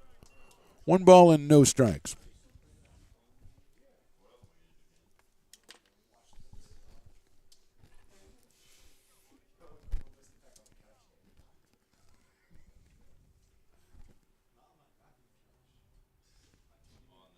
One 0 pitch on the way. High ball. So Elias came on, pinch hitter singled to open the inning, then a single for DiGiorno, and now Colton Doherty at the plate. 2 balls and no strikes on the right-handed outfielder.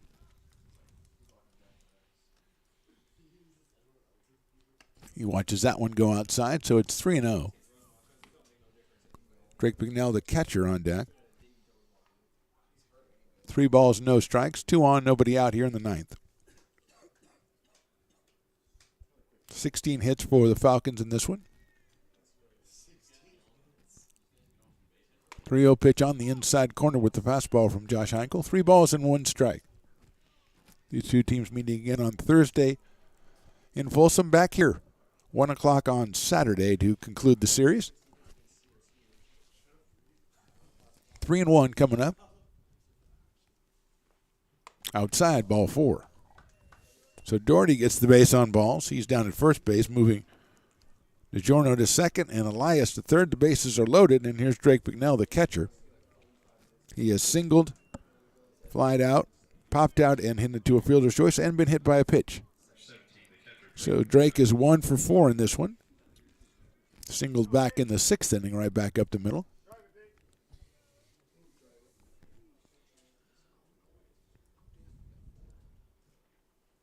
Breaking ball is inside. 1 ball and no strikes on Drake Bicknell.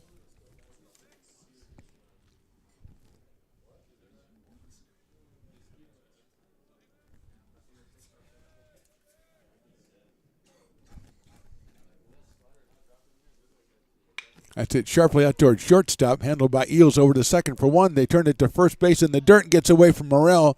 A run's going to score. So an RBI for Bicknell. Hits into the fielder's choice. The error is going to be on the second baseman. That's Ryland Druck. Scoring is Elias, and then scoring on the error is DiGiorno. 1 run batted in for Bicknell. He ends up at second base. Or actually, he stayed at first base, so he's still at first base. 2 runs in, and now 1 out. And here is Cochran.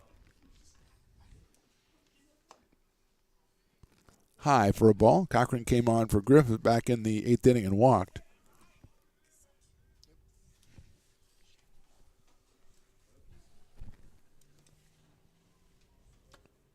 So Caden Knapp is warming up for the Falcons. That's in there for a strike. The right-hander, the freshman out of Vista Del Lago, throwing down there in the pen. As Cochran, who was hitting, as we said, came on in the 8th and walked and scored. He is up here again. Another breaking ball. That's lined down the right field line, but foul. Slicing over the first baseman's head down the line. And just missed being fair by a couple of feet. So 2 strikes now on Cochran. Chris Catalano, the top of the order on deck.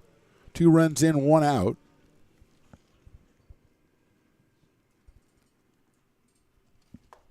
That's in there. Call strike 3. Michael gets the second out of the inning on the strikeout of Cochran. 2-way. Still down at first base is Bicknell, and here's Chris Catalano. Walked in the first, tripled in the second, singled in the third, then walked in the 5th, struck out in the 6th, and reached on an error in the 8th. So a couple hits for Catalano, 2 for 4 with a couple of walks so far in this one. Fouls that one back to the screen.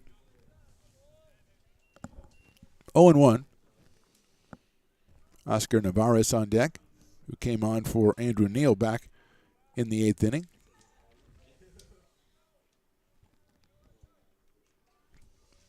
Two outs, 1 on here in the 9th. In the dirt with a breaking ball. 1 ball and 1 strike.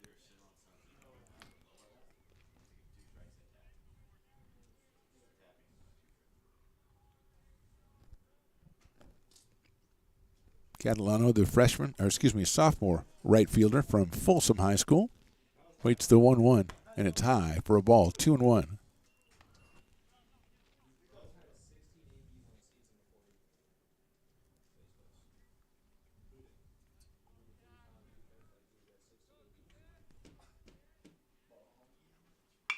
Sharply hit out to the left to shortstop. Eels has it. He's going to backhand flip to second base for the force. Nice play by Darren Eels to end the inning. 2 runs, 2 hits, 1 left. We go to the bottom of the 9th. It's Folsom 13, the Beavers nothing. American River College is a top-tier community college sports program that provides student athletes with the opportunity to thrive both athletically and academically.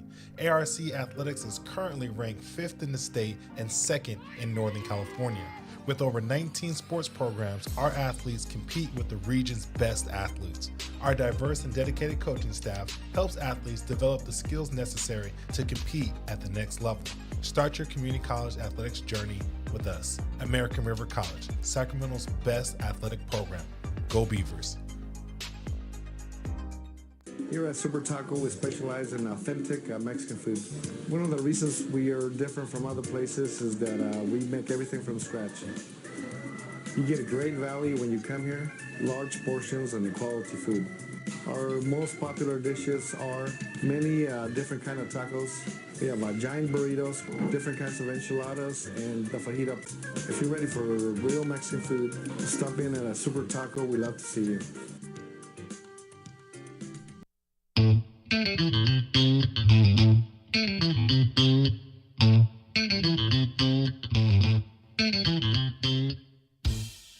Oh, I love baking. I've been doing it my whole life. Grateful Bread was started because I needed the job.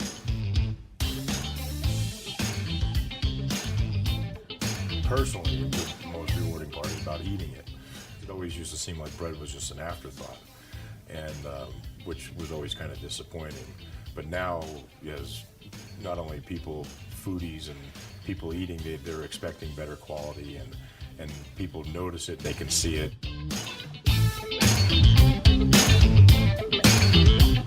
Now back to the booth right here on Stones Radio Networks. Caden Knapp, the new pitcher for Folsom Lake College. The freshman out of Vista Del Lago, the right-hander, will face Wyatt Balke, Jonas Diaz, and Jake Morrell. 4, 5, and 6 in the order here in the bottom of the ninth for American River.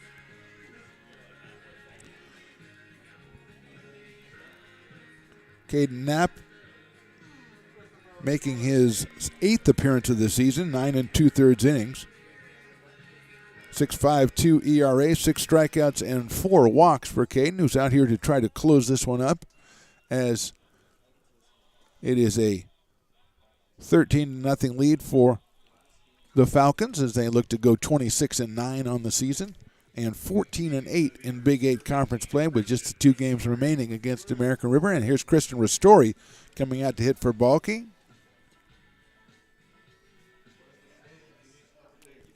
So Christian, right-handed hitter. Freshman out of Whitney comes up against Knapp.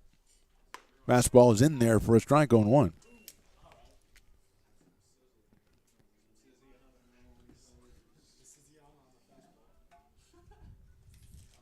No balls, 1 strike. Story 3 for 20 on the season. Takes that one in the dirt for a ball. 1 ball and 1 strike on Christian. Diaz on deck, and then Jake Morrell in the lineup.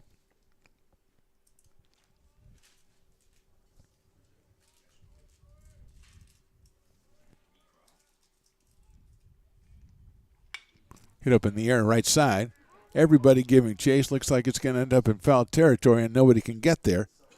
Catalano was on his horse, almost got there from medium deep right field, or straightaway right field, but couldn't get there. So Christian Ristori comes back and will do it again at 1 ball and 2 strikes.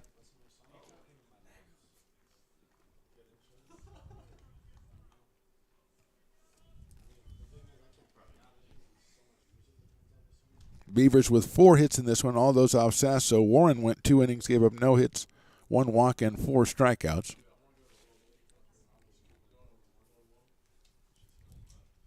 Swing and a miss at a high fastball. So Ristori is out on strikes, and that'll bring up Jonas Diaz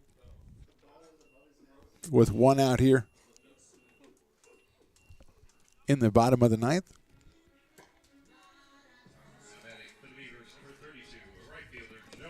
Diaz has struck out twice and grounded out to second base, so he is 0 for 3. All 3 of those are against Cameron Sasso, the starter, who will improve to 4-0 on the season.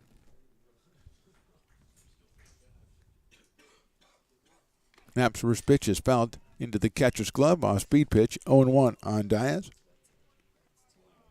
Jonas, a freshman from Folsom, came in at 194 today with 7 runs batted in. Jake Morrell to follow.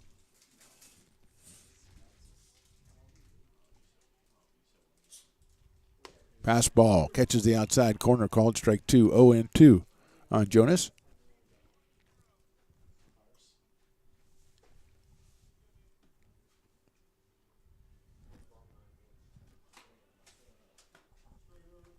Oh and 2, here's Knapp from the stretch. Fouled back to the screen by Diaz. Caden Knapp listed as pitcher and first base, a freshman out of Vista del Lago.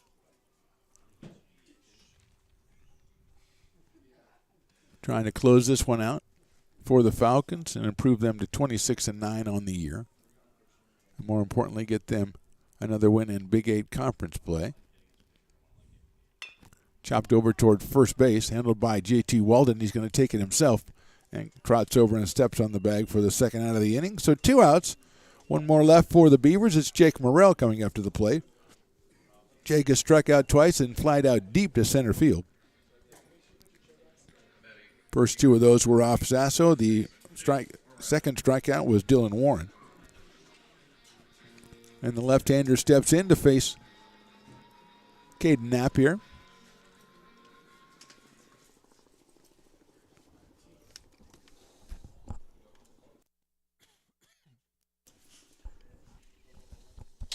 First pitch is hit high up in the air towards center field.